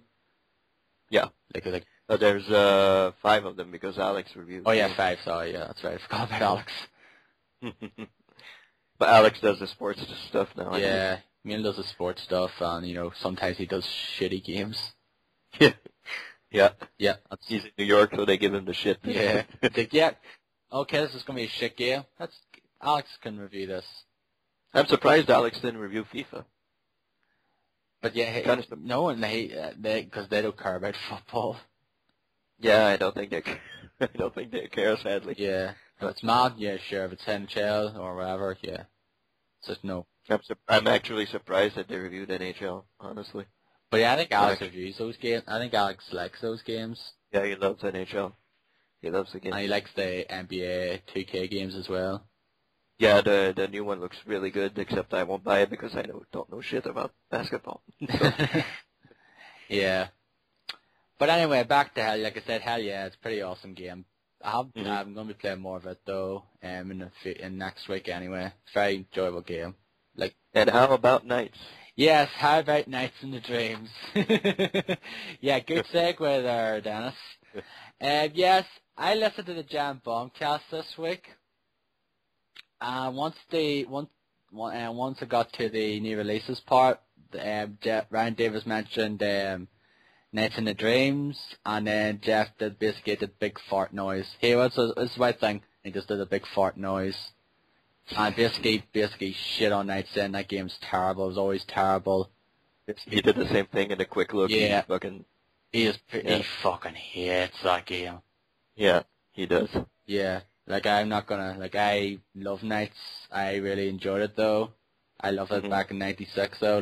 I played it there a bit there recently. It's I could see why people are not really fussing this game though. Now, especially if you're playing it for the first time now. It's kind of one of those games it's kind of maybe better if you played it back in the day rather than now. Yeah. And it's definitely the case because that's a very old game at this point. It's 16 years old this year. Yeah. So. Why re-release that? I don't know. Why would they re-release, especially that game? That's what I was saying when it was announced. It's Knights, okay. I love Knights though, but Yeah, I know, but it's not something, I don't know. It's weird. It's not a game that you'd expect to see re-released. You know what I mean? Yeah. It's not one of those actually popular quote-unquote games that you'd expect to see. So I don't know. Yeah, it's one of the, to me, it's one of those cult classic games on the Saturn. No, there's people that really like it, there's people that like it like myself, and there's people who hate it. Basically, in the comment section after the Bombcast was quite funny. It's people just basically fucking saying Jeff doesn't even know shit. He doesn't know how to play it. And after watching a quick look, you can basically tell it no I fucking idea how that game works. Yeah, that's true. Either him or Brad had any fucking idea what they were doing. I know you're not a fan of Patrick Clever when he does his quick looks, but to me that should have been a case where he should have been in that. Yeah, I don't know if he knows about Knights. Does he know about Knights? He played it back in the day. He was the one he was the one who told Brad about certain things. Yeah, that's right. You're right. Yes, yeah. You're right. It should have been him. But I think because of the fact that Jeff said that shit about it on the Bombcast, let's get Jeff in here, make it entertaining. Yeah, why wasn't it Patrick Klepek and Jeff in that case? Why was it Brad? What was Brad there? Yeah, like Brad never fucking played the game before. Nothing against Brad, but No, if you have, Patrick Klepek who knows about it, and I don't like his the way he does the quick looks. Like he's always just dissecting the game piece by piece, and just I don't like that. Quick looks are there for fun and just maybe mainly describing what like just the surface of the game and all that. But he goes into fucking detail, and I hate that. I really hate it. I can't stand watching quick looks with him. So anyway, but in this case though, he would have been perfect to do the quick look. Yeah, because I was just like, Nice. yeah, because there's people are saying like, oh, I agree with Jeff, this game's crap, it was always crap though. It's like, yep, okay, that's fine, you have entitled to your own opinion though. And it was like, people was like, man, Jeff doesn't know how to play this game, doesn't know how it works though. And they were criticizing for, it doesn't give you a good indication of how to play the game. Really? Yeah. There was a manual on that. Like, I think I knew what the game was about, though. Like, back in 96, so I was fucking 11 years old. I knew how the fucking game worked. It's a score attack game at the end of the day. Mm-hmm. It's like racking up the points and trying to get the best ranking. That's all. And doesn't he love score attack games? Doesn't Jeff love score attack games? I don't know. I think he It does. doesn't seem to like this one. I know, but and Like, all you do is just get the orbs, the blue orbs, I think they're known as a dea, or like the colored things are called dea, and go to the big, orb, the cage things, and put them in there, rack the points, get the stars, and, defeat enemies. Till you have enough to fight the boss. Till you have enough to, get to the next lap.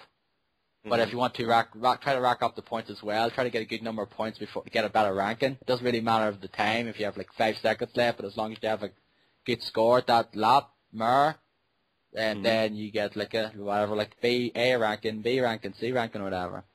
But nope. I just don't know. I was really struggling to watch that just because every fucking time Brad ran out of time and turned back into the child, turned back into Clarice or Elliot. It's like, man, because sometimes he actually did have enough things though, but he wasn't quick enough. He was just felt like he was just fucking. I think he wasn't really paying attention. Yeah. He was leisurely going along together. I think he was just basically focusing more on what listening to Jeff. Yeah. I don't know. That was a weird quick look, honestly. Yeah. And that's probably one of the worst quick looks I've seen now. Mainly because the fact is they fucking didn't know how the game worked. Yeah. Yeah. I did say it on Twitter, it's like, yeah, I let it slide at bad, I'd never played the game before, but fucking get someone, you should have gotten Patrick or someone, who played the game before, why get Jeff in there who fucking hates the game? Yeah. Well, if you want, someone who hates it, someone who loves it, just get Patrick in there with Jeff, and that's it, I don't know. I don't know how they work, how they do their things. But I think they're scheduled, they actually schedule the quick looks, you're going to do it with this guy, you're going to do it with this guy, you're going to, Yeah, they tend to do that in, I Love Mondays sometimes, don't they? Yeah. They actually plan who's going to do the quick look with who and all that. So, one week you're going to have only Brad, the other week you're going to have only Patrick. Patrick is on every quick look, Brad is on every quick look, and sometimes it's Jeff and Ryan, so. I usually love the Jeff and Ryan ones, but, yeah. And the Ryan and Vinny ones tend to be good as well. Yeah. And I think Vinny is off. So yeah, yeah. So, yeah, did you watch the Double Dragon Neon one? Yeah, I watched it and I pretty much criticized, this game is not Double Dragon either. You know what? That game looks pretty good. That game looks fun. It doesn't have online co-op though at the moment. It's one of those ones that apparently it's going to be patched in later. Yeah. Which I hope is for free. Yeah. We should get it when they get the online co-op and play it together. Yeah. Because it looks fun. Yeah. I was actually trying to get one of those codes, the Kevin on Ord was setting codes. Yeah. Yeah, I was trying to. Yeah. I forgot the fucking, it was too late with the Xbox Live ones. I was just trying to get the PSN ones. Typing in, someone must have got these already. Because it says guess the missing letters. Oh, for fuck's sake, could have been anything. Yeah. So, but anyway. What do you think of Knights?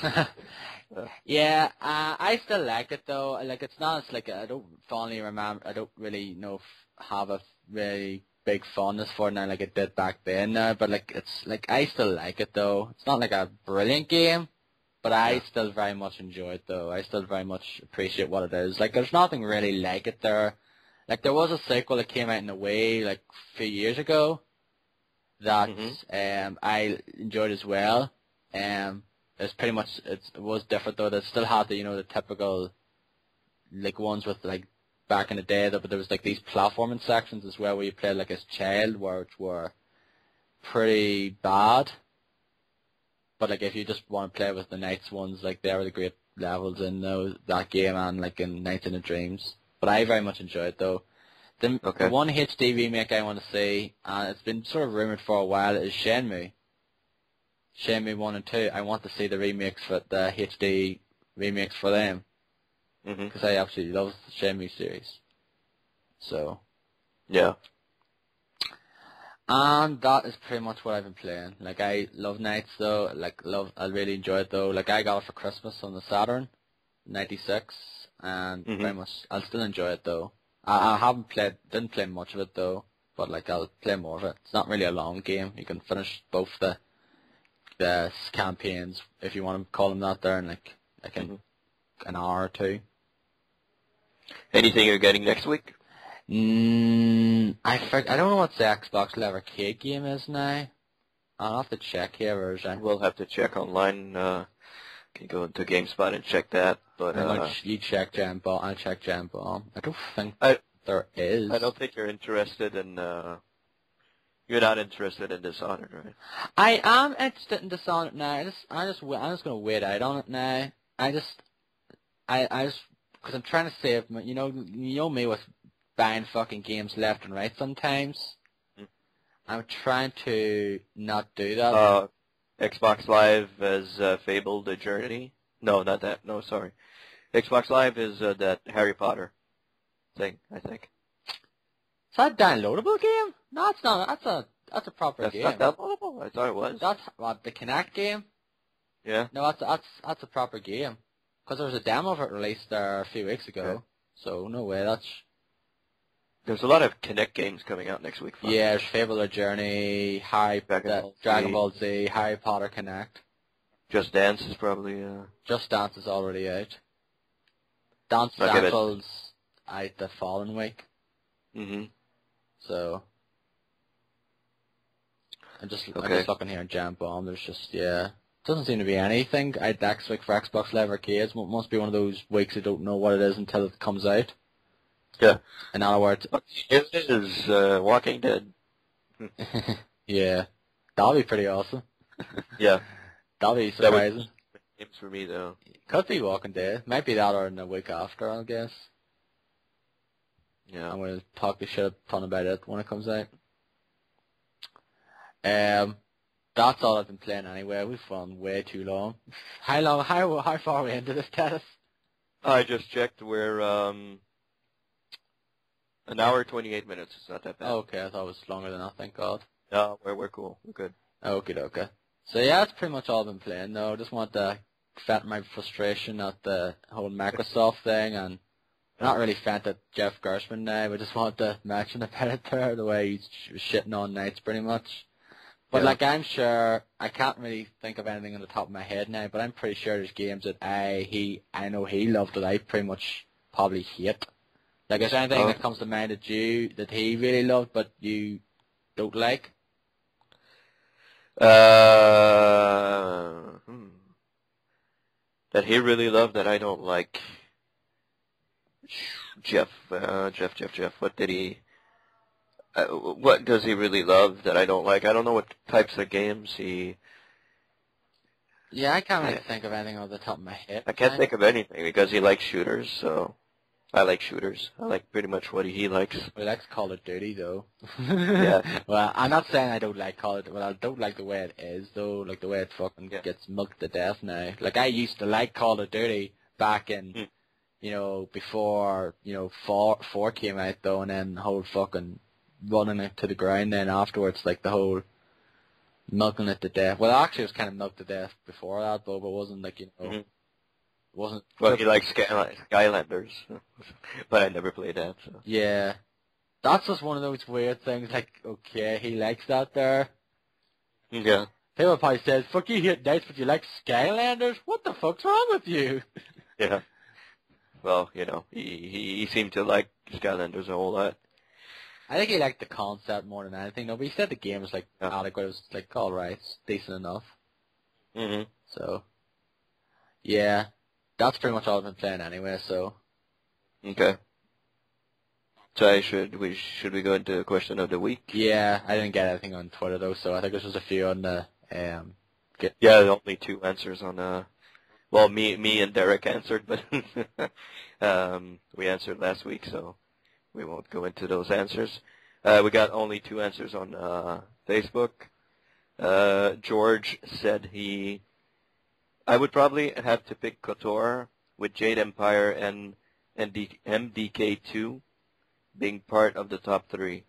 I'm too soured on the ending of ME3 to put ME1 on that list. So in other words, he's just because of an ending to the last one, he's not putting a previous game on the series, which I don't get that really. I don't understand that either, but yeah, it's what is MDK2? It's this old game it was on like on the PC and the Dreamcast, so I think I played I played a demo of the first one, like years ago, on, I think it was the PC now, or the thing. I forget which format it was on now. I don't know how to explain it now. I haven't played much of it now. Like, we played the demo of the first one though, so I can't really explain it. Yeah. But I never knew that BioWare did that game until, like, not too long ago as well, so. I think it stands for Murder, Death, Kill. Okay. I think it does stand for it now. I could be completely wrong, but I think that's what it stands for. I've heard of that before, yeah. Yeah, Demolition Man. If we go with top 3, what would be your top 3? Top 3, Knights of the Republic will be the first. The thing is, I haven't really played a whole lot of BioWare games. Like, the ones I can think of I played were, like, Knights of the Republic. I played a bit of Neverwinter Nights. Jade Empire, played some of it. Mass Effect Trilogy, Dragon Age Origins. So I can't really say, like the only ones I've ever finished were the Mass Effect games and Knights of the Republic. So it's going to be Knights of the Republic, probably Mass Effect 2, then, let's see. I'm looking into BioWare games. Yeah, I'm going to look at BioWare and Giant Bomb and see if there's anything here, because maybe the... Well, KOTOR would be first, that's for sure. I would probably say Mass Effect 2 second. And KOTOR 2 third. Yeah, like, I don't really have a third one, though, because I haven't really finished any. Like, they're the only ones I've ever finished of the BioWare games, really. I know people love the Baldur's Gate series. They're supposed to be great PC RPGs, and I know I think it's the Baldur's Gate Enhanced Edition's coming out soon on the iOS devices. I don't know about Android now, but it's coming soon on iOS, and I think I'm going to get it, though, and see how it is. I don't think this is accurate. Hold on. I was looking for BioWare, but they're bringing me Sonic and stuff like that. I don't think BioWare did that. Yeah, Sonic, they did a Sonic game, Sonic Chronicles, the Dark Brotherhood on the Nintendo DS. Oh, okay. They did that, and it didn't... I played it as well, it's alright, but it didn't get the best reviews.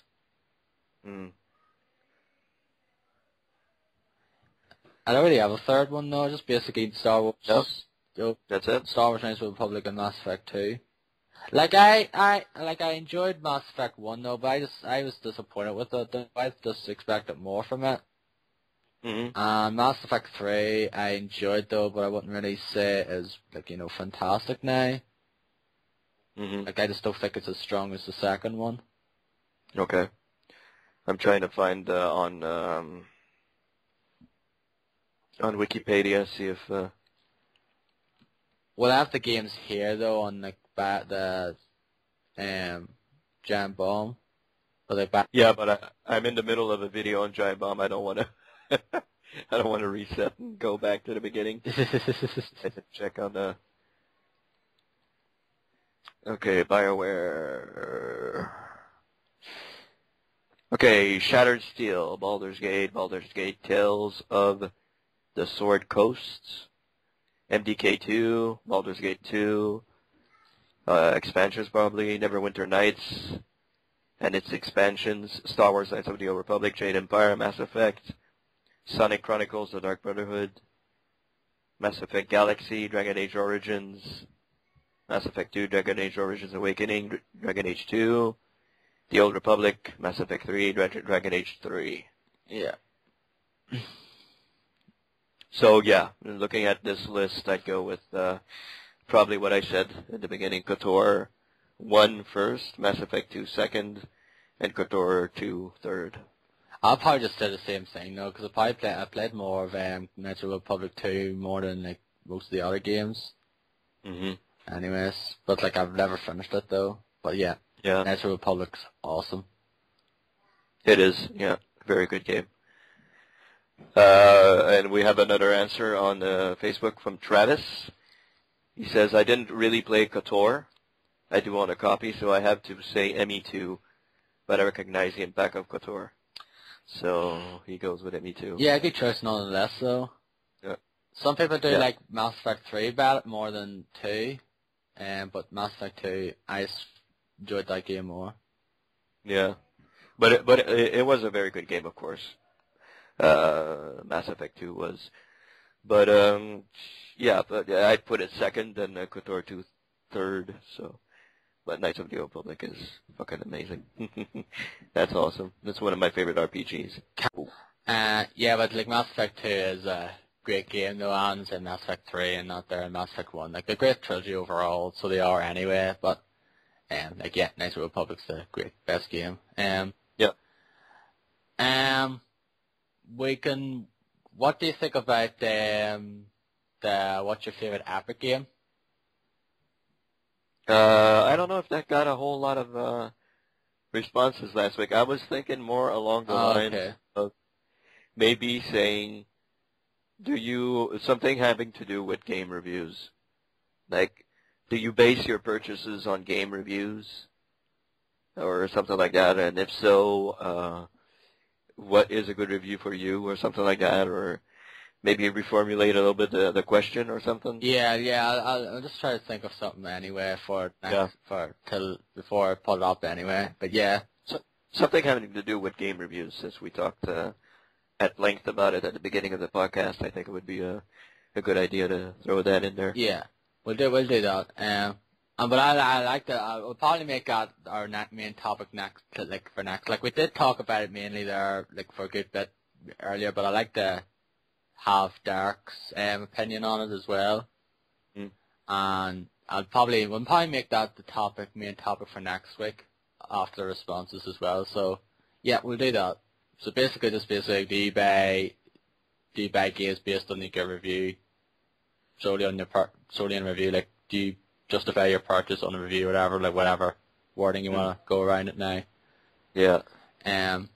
So anyway, anything else you want to mention before we move on to what we've been watching?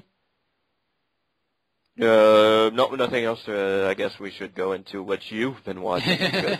Yeah, exactly, because you've been watching nothing except for, Raw and Not There, of course. Yeah. I assume it was a crap Raw as usual, was it?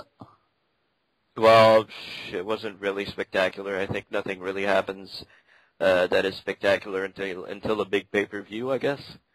So until SummerSlam in November, I don't think there's going to be anything. You mean Survivor Series?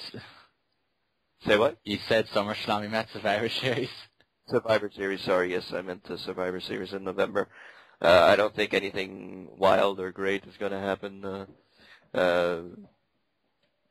recently or whatever. So, CM Punk is the WWE champion. He turned heel. Paul Heyman is now his I guess, his manager, you would say. Yeah. He's been, since Brock Lesnar has disappeared for some reason. I don't know what happened, but he's now the manager of some sorts of CM Punk. And he's supposed to face John Cena. John Cena's injured. Not sure if he can make it to Hell in a Cell, which is the next pay-per-view in 2 weeks. So, not sure, which I will probably not watch because Walking Dead is going to premiere not tomorrow, but in a week. So, I'm not sure I'm going to watch that pay-per-view. I want to see Walking Dead. So, anyway, that's pretty much what's going on. Ryback is kind of ascending the WWE ladder, if you would say. Ryback is that guy that looks like Goldberg and, shaped like Goldberg. He hasn't lost yet exactly like Goldberg, so I don't know. Trying to do something big with that guy. We'll have to see how it goes. And that's pretty much it. That's not a whole lot of stuff going on Raw right now. Yeah, Hell in a Cell, it's 3 weeks, so it is. 3 weeks? Okay, well that's good. I won't have to miss it then. Okay. Yeah, you can just get on that there certain site I mentioned before. Yeah, I've been using that since you gave it to me, so. And how's it going? Yeah, it's pretty good. I actually can get some pretty good feeds. It's usually from Sky, which I think is Sky box office over there. Yeah, that's what we get, yeah. Yeah, so it's pretty much from Europe. Feeds from Europe. The last one I watched was a German feed. So you can watch it live. Was it the live one I mentioned? Yeah, wasn't it? Yeah. You give me the live one and the ones that are archived. Yeah, that's right. Yeah, I'll give you both. Yeah. Which are in HD and look absolutely fantastic. Yeah. Yeah. So I know it's a bit wrong to say though, but like I'd rather watch it though and say, oh, that was good, that was decent enough, but rather than paying $40, $50 a month or whatever it is. Yeah, 65 I think for some. So. Isn't? Yeah, it's up there for like certain standards though, but isn't like $10 there for like HD? Yeah, $10 more for HD. Yeah. So I'm not spending that I wouldn't spend that much in a month now.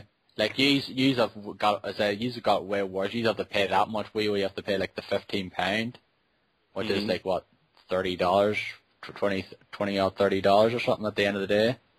So like I will not. I used to pay that, but I will not pay anymore for. I've gotten to see really bad pay-per-views that I actually paid $60 for. Did you order December to Dismember in 2006? I think I did, yeah. Back in the day, yeah, I did. Oh man, I feel sorry for you. I felt sorry for you. That was a horrible pay-per-view. That was fucking god awful, but yeah, god awful. Paul Heyman got fired. Yeah, that was pretty much shortly after shortly before he just got sent packing.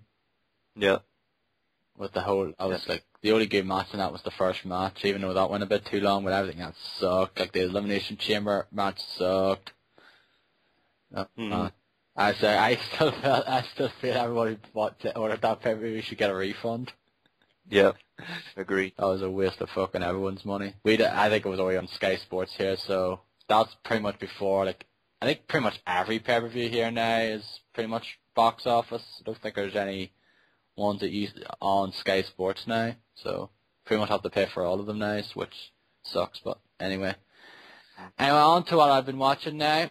Season 5 of True Blood, still watching it. The third episode was on there Monday. I still really enjoy that show with the cast of characters in it. What other shows do you watch now? You watch The Walking Dead, you watch Game of Thrones. Is there anything else you watch? Well, I used to watch Eastbound and Down. I think that's coming back at the beginning of 2013. Eastbound and Down is produced by Will Ferrell. So he produces the show. It's with I can't forget it. I can't remember his first name. It's McBride. Danny McBride, is it? Danny McBride. Yes, that's it. Danny McBride is plays the main role in that. And there's a whole lot of guest appearances from a whole lot of people. Like they just show up, and it's a really good show. It's really funny. it's really wrong, like it's a wrong kind of I thing. remember I remember you sent me the outtakes thing for it, like they're a while back, and Will Ferrell's things was just fun. The way he was saying it was just funny, but. And Will Ferrell looks like a 80s Ric Flair. Yes, it does. he could do Ric Flair, no problem. Yeah. I think he really looks like him. Biography of Ric Flair. Will Ferrell plays that era of him. Yeah. He would be crazy enough to play him too, so that would be perfect. Yeah. But actually have to go get into ring shape, but you know. So I mainly watch those 3 series. I'm not big, you know. I know there's a whole lot of good series out there like Dexter, and I've been hearing about Breaking Bad. I really want to get into that though, because I've been hearing, like pretty much I haven't really heard anything bad about that. Like every time I hear Breaking Bad, man, just like, oh, this series is great, you have to watch it. Mhm. Like I really want to get into that, and Boardwalk Empire apparently is very good also. So those are a couple of series I would like to get into. I've already watched the first few episodes of it, really, that's it. Okay. Really, it's time that's more lacking in my case. Like I don't really have time to watch all of these. And if I want to get back into especially Breaking Bad, which is like I think on their 6th season. 5th season, I think it's the final season as well. It's on now as well. Yeah, I think it's the final. They're stopping after this, right? Yeah. Yeah. So, well, that will probably be a way for me to get back, to get into the series and watch it. But mainly when I start watching series, this is much more of a coincidence. Like I started watching The Walking Dead. I watched starting from episode 3 of season 1. You know, I watched it and I said, "Oh man, this is great." So I went back and watched episode 1 and 2, and then I got hooked and haven't stopped watching that series since the beginning. It starts in 2 weeks. I cannot fucking wait. Also, Game of Thrones. You guys were talking a whole lot about Game of Thrones, and a whole lot of people I know saying, "Oh my god, this series is awesome." And so I said, "Okay, I'm gonna watch it." So you got the Blu-ray first, didn't you? The DVD. I got the Blu-ray. Yeah, the season 1. I said, "I'm gonna watch it." You know, I want to see what it's all about, and started watching it and fucking loved that show. Like, that's my favorite show. Yeah, it's pretty much my favorite show at the moment as well. Yeah, it's freaking amazing. I can't wait for, I think it's March 19th. It's coming back. Right. They officially announced it. Oh, nice. That's earlier than usual, usually April. Yeah. It's coming back on March 19th. When you go on the Facebook, their Facebook page, you see the date on the page. So yeah, I can't wait to see that. So yeah, not a whole lot of shows that I watch. I watch Raw pretty much every week, but besides that, not a whole lot of stuff. Yeah, I don't really watch, like, True Bloods, usually I just watch it, and then like Game of Thrones. That's kind of like the only really sort of, like, you know, latest shows I've really watched, though, although I want to get into, you know, Breaking Bad. I've still yet to watch a single episode of The Walking Dead. I think you have them all taped, right? Yeah, I have them all recorded, though, but I just haven't watched a single episode. You know what? I'm probably going to try it. I'm going to do that this week.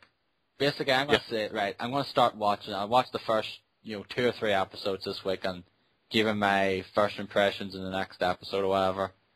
You're going to love it. I'm pretty sure you're going to love because I know that the series and all, like, the different, like, the game and the comic book and all, like, they're quite different from each other. Mm-hmm. I heard the comic book, whatever, the graphic novel, whatever you might call it, I think it's like comic book, whatever, is supposed to be really, really good. I know Derek loves the Walking Dead comic series. Mm-hmm. So I want to try it as well. See, if I like the show, I'm going to try. If I like the show enough, I'll probably check out the comic book series. So yeah, and that's really it. I've never watched Dexter though. Like, I've heard mixed things about it. I heard like the first couple of seasons are good though, but then it just kind of wanes towards the end. Yep, I've heard that too. I heard the last couple of episodes were like bleh. That tends to happen with certain shows though. Like, they're good for the first few seasons and then it tends to wane, towards the end. Which is a shame though, but it's the way of certain shows. Exactly. I watched Jackass 3 on Netflix like last week I mentioned I watched Jackass 2, so I decided to watch Jackass 3, which to me is probably the weakest in the Jackass trilogy of films. I remember watching this in cinema with my brother when it came out in 3D. We watched in 3D, and it's just weird. Some of the. Did you see Jackass 3? I haven't seen that one, no. Oh, okay. But yeah, you seen the first. You seen the first two though. Yeah. Yeah. It's decent enough though. There's a few things so. There's a few like decent, skits or whatever you might want to call them now, but it's the weakest in the series, so. Yeah, I've heard it was pretty weak. I heard it wasn't up to snuff with the other two. Yeah, because the fact is, it was a lot of years after the second one though, and like they're quite old now. Some of them they're in their 30s, 40s or whatever. Or like late 20s, 30s, 40s or whatever. Yeah, but like it's like some of the 3D effects are pretty cool. Like there's this one like. He shoots like this dildo or something out of a gun or something, and it's like when you see it in 3D, it looks really fucking weird. Yeah, it's pretty weird though. But yeah, I still like it though. Like I was a big fan of the series back on when it was on MTV. Back when MTV was like it was still kind of less about musical, but at least they had fucking good shows to back it up. Yeah. Nowadays it's like fucking Jersey Shore and all that fucking garbage. Yeah. That reality shit, all that stuff is ruins most TV shows now. Yeah, I have to agree. It's like there's so many over here now, it's ridiculous. There's that Jersey Shore. There's like the English equivalent called Geordie Shore. Okay.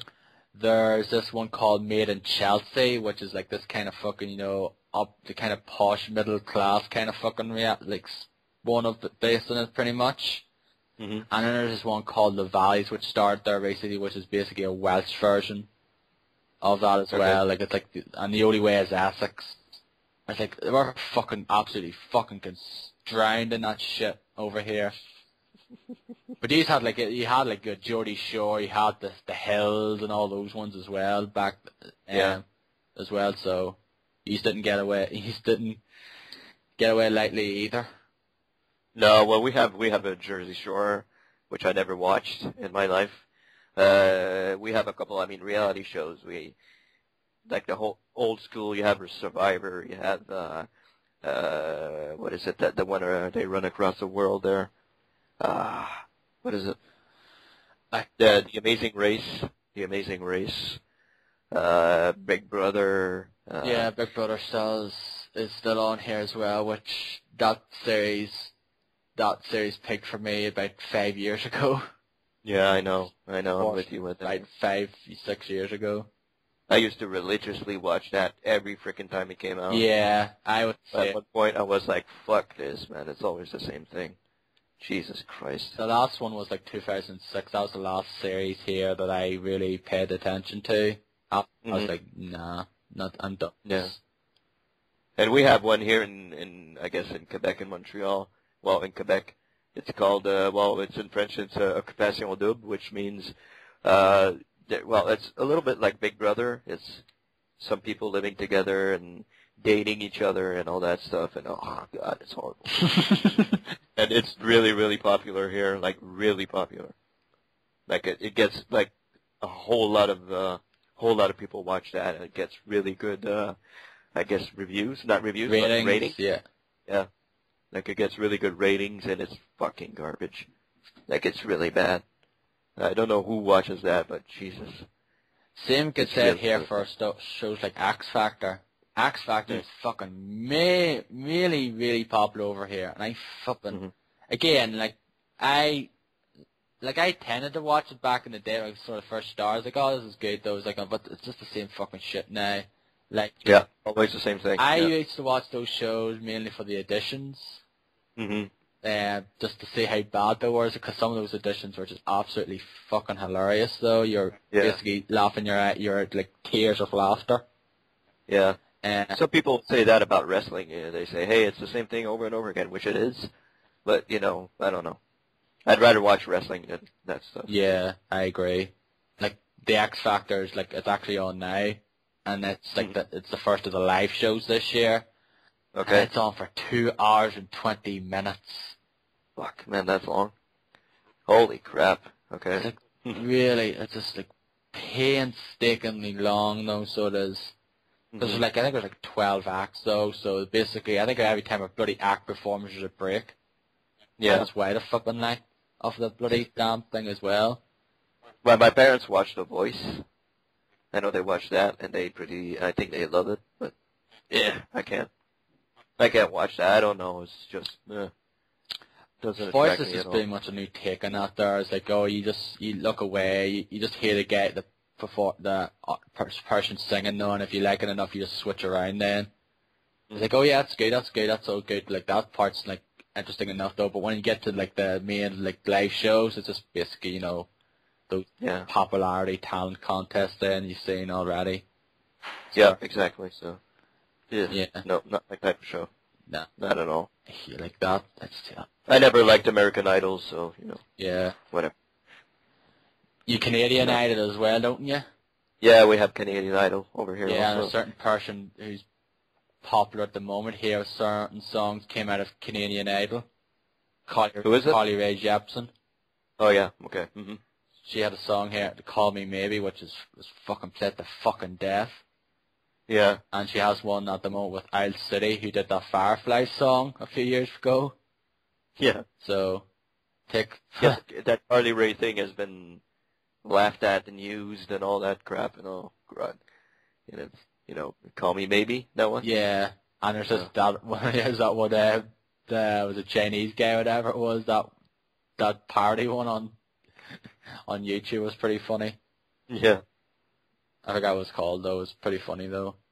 And there's other ones like, the whole fad at the moment, that Gangnam Style. Yeah, exactly. Gangnam Style. Which I can't believe that video has how many views? 15. How much is it? I forget, loads. Yeah. Millions and millions anyway. Yeah.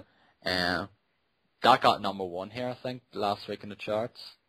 Really? Yeah. Which goes to show how great, how...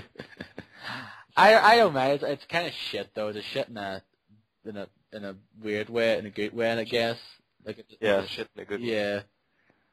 But there is some stuff that's shit in a shit way. Yeah. But most of the #1s that come here though, I'm sure it's probably the same over there sometimes as well. Like, most of the #1s here nowadays are fucking god awful. Yeah, Bieber and One Direction and stuff like that. Yeah. Like Wanted and oh god. Yeah. Music nowadays, mainstream music fucking sucks. Yeah. People say, oh, you could have said the same thing, 10 years ago about, your parents could have said the same thing about your music and all that. No. No. Our music was much better than this fucking garbage. Yeah. This is garbage now, so. Like, I liked most of the music in the 90s. Some of the mainstream stuff was crap though, but some of the mainstream stuff back then was great. It's very easy to listen to. But nowadays it's just like, oh, fucking auto-tune, R&B, fucking shit that everyone sounds the bloody same. It's like, certain fucking ones, everywhere you look, they have a new single out, like Rihanna, for example. Like, every 5 minutes she seems to have a new single out. Like, it's only been a few months since we've seen our last single, and she already has a new fucking single out. Damn. Like, take a fucking break. Seriously. Making money. What can you?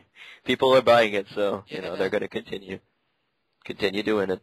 Yeah, but there's this one hit once in a while that you'll go, like moves like Jagger or LMFAO, a couple of songs that I go, that's cool, that's good, But tell me you don't like moves like Jagger, do you? It's catchy. I don't love the song, but it's it's a catchy song. I mean, it's not. I guess it is catchy, but it was played to death here. Oh yeah, of course it was. But it was the same thing in the 80s and the 90s. I mean, if you had a good song that was played to death, like I can't even listen to Sweet Child of Mine anymore by Guns N' Roses. And Guns N' Roses are one of my favorite bands. I cannot listen to that song anymore. I'm like, fuck, man, this song, I can't fucking listen to it anymore. I cannot listen to it. So, it's every generation has some of that, so. Yeah, like that's actually played here sometimes. Like there's station it's on at work sometimes. Like that's the reason why I bring a MP3 player to listen to music and podcasts and that. There's like rather listen to this than just reduce to the crap it's on that Today FM station playlist during the night. Oh, it's the same old stuff. It's Rihanna. It's flipping Florence the Machine, who is overrated as hell. There's Adele. There's flipping certain other songs get played to bloody death. Yeah, well, Adele did the new James Bond song. Have you heard it yet? Yeah. I haven't heard it yet. It sounds like James Bond. I mean, it's a James Bond song. Yeah. So, I don't know.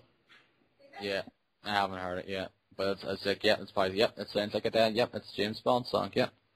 That's out in a few weeks, isn't it? Skyfall comes out, is it the holidays or is it in a couple of weeks? I think it's the end of October, I think. Oh, it could be. Yeah, probably. I think it is usually because that was when the last one was out. I think it's the 50th anniversary of James Bond. The 60th? No, it is. No, 50th it is. Yeah, that's right. It's 50th, yeah. So, yeah. So. Yeah, tangent into music, but yeah, there you go. But yeah. We'll have to try to do a music section sometimes, not like all the time though, but every now and again. But I don't really tend to listen to a lot of new music. I just tend to resort to, stuff I really enjoy and buy albums of bands I like. Yeah, well, I bought. I think I told you this before. I bought recently Noel Gallagher's High Flying Birds. Yes. I think that's one of the last albums I bought, and that's a very, very good album. I know it came out last year, but it's a very good album, and really enjoy the music on that. Yeah, I've heard a few of the songs, though. Some of the songs are played on like the stations over here, like some of the stations over here, and I do like that. I do like the songs I've heard. Yeah. So the album's great. It's really good. You haven't heard of you didn't hear the Liam Gallagher's side thing, BDA, did you? Yeah, I heard a couple of songs. It sounds more like Oasis than what Noel Gallagher's doing. Yeah. Like Liam's more like Oasis style hard rock music. Okay. And like Noel is more calm music. Yeah. I think I like his songs more from what I've heard anyway. So yeah. Moving on here, tangent again. Yeah. I watched Big Daddy. Well, I didn't watch all of it now, but I watched some of it there last night before I headed to work, though, which, of course, is Adam Sandler film, back when Adam Sandler was somewhat credible. Yeah, because he's not credible anymore. Nowadays, people basically consider him a joke. Like, I think the last film that he had out, which I say much enjoyed, was Click. Yeah, and that was like, I think that was the last good one. 2006, I think that was. Yeah, something like that. And since then, I think he's just gone downhill. Like, have you seen Grown Ups? No, apparently that's a really horrible movie. I know Matt Roy really. I watched it there a while back though, and yeah, I can see why it was pretty bad. Yeah. I don't think it's as like bad as Matt Roy claims it is, but it's not. It was all right. It was just it was mediocre pretty much. Yeah, they sometimes overblow some stuff. So him and Alex sometimes just way overblow their reviews of stuff. But anyway. Yeah. But yeah, I'm sorry, Big Daddy though. I like that film though. It has. Yeah, that's a great movie. Yeah. Yes. That made me hate Sweet Child of Mine because of Sheryl Crow's. Oh audition. yeah, that's in it. Yeah, that's right. Yeah. Yeah. She fucking murdered that son of a bitch! Yeah, exactly. She ruined the song, so there you go. Yeah, that's right. I forgot about that now until you mentioned it. But like I watched like the first half of it though. Anyway, though, like I like that film. Basically, Adam Sandler takes care of this child. He's like the. If you don't know, it's the ones who end up being in. It's the Sprice Brothers who did Zack and Cody. And the Sweet Life of Zack and Cody. Is it Cody? I think it is, yeah. I think so, yeah. Yeah. Colin, Dylan Sprice. And so, I think that's both of them played the same one, both of them played the character, so. They usually do that when they're twins anyway, so. Yeah. But I enjoy that film anyway. Like, I like Big Daddy, I like, Little Nicky, I like The Waterboy, I like Click. And what other films did he do? Forget other films he did. Adam Sandler? Yeah. He did Happy Gilmore. Oh yeah, I like Happy Gilmore and The Wedding. That's my favorite one. I like The Wedding Singer as well. I think they're the ones Wedding Singer, yeah, very good also. Yeah. Great 80s soundtrack in that. Oh yeah, the soundtrack was amazing for that movie. I can go on all day about 80s music. Actually, before I head to work, I'll be listening to an 80s show, Downtown Radio, 80s, Saturday Night 80s. I love that. Man, the 80s had fucking great music. Yeah. Better than the shit nowadays. Yeah, agree. So, yeah, I'll be listening to it because I love the 80s. I love 80s music. Grew up really in the 90s though, but I was born in the 80s, so that's great. Mm-hmm. And finally, before we wrap it up here, I just want to mention a film here that Dennis was like, what's Happy Console Gamer the movie? Yeah, I was wondering what that was. Happy Console Gamer is a pretty popular YouTuber. It's a popular YouTube channel now that consists of a Canadian, called Johnny Millennium. He's from Vancouver, so he's basically on the other side of the country. Yeah. Basically, he does this show, like these videos, basically reviews or like certain things, like retrospectives and reviews, and like basically go on about stuff that he likes. And he has this good friend of his called Rodman, who's a big Mega Man fan. That's why he's known as Rodman. And he did these great Mega Man retrospectives on the series, that Mega Man series and the Mega Man X series. And I very much enjoy their channel, though. It's one of my favorite channels to watch on YouTube. And over the last few years, he's been working on like a movie, and it was released there on YouTube. He put it up on YouTube for free for like the fans and not to watch, called Happy Console Gamer the movie.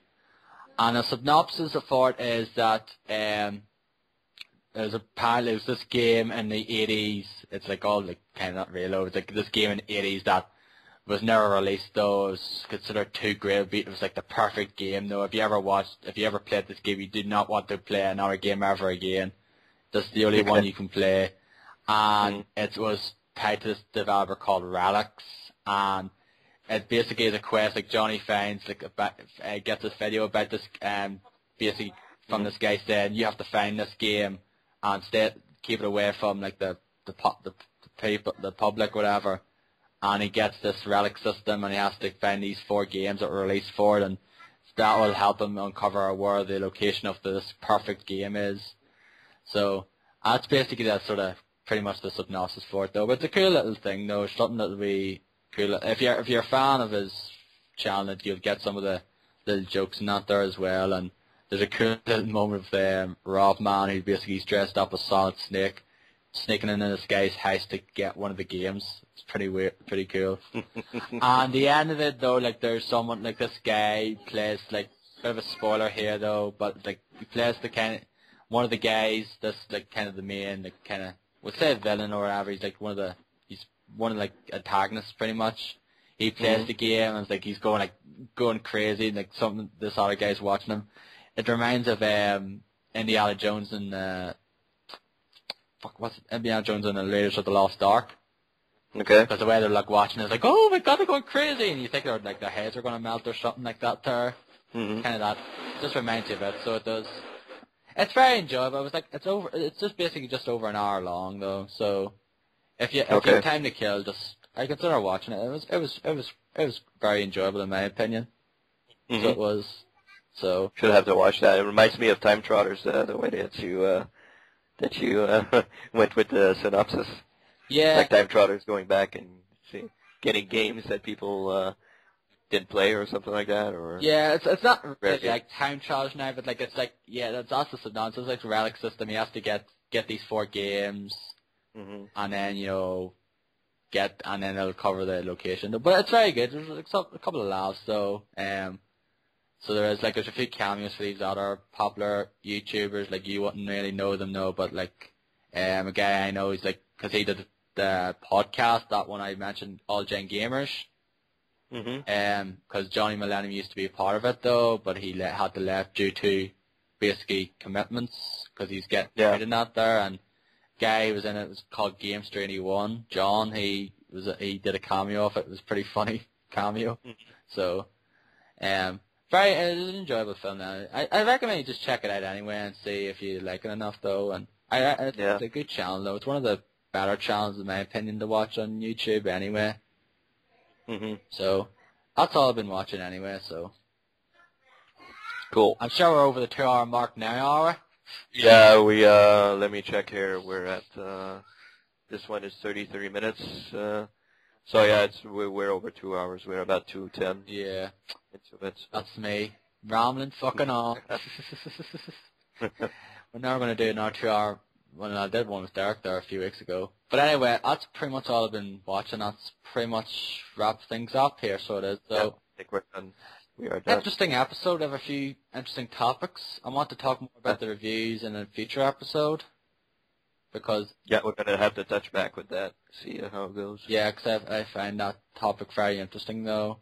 Yep, I do, too. I think we could fill a 3-hour episode just talking about that. Exactly. Especially if we have Derek on, he'll voice his opinions and all that. So that would be interesting to see how it goes with that topic. It would be fun. Yeah. Basically, I'll do that there. But like we might do the question of the week. Do you want to do it this week or do you want to leave it till that when we do that one?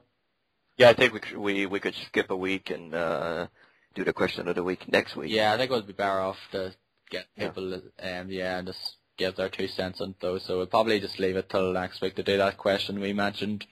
Or we could put the epic question on then. Yeah, just do it, even though we might not get any responses to that. Not this game. Since Cliff Osinski left, what is your favorite epic game? Is it Unreal Tournament? Is it Gears of War? Is it Jazz Jackrabbit or whatnot? Yeah. What is your favorite epic game, Dennis? I think I know the answer already, but for those people who don't know, go ahead.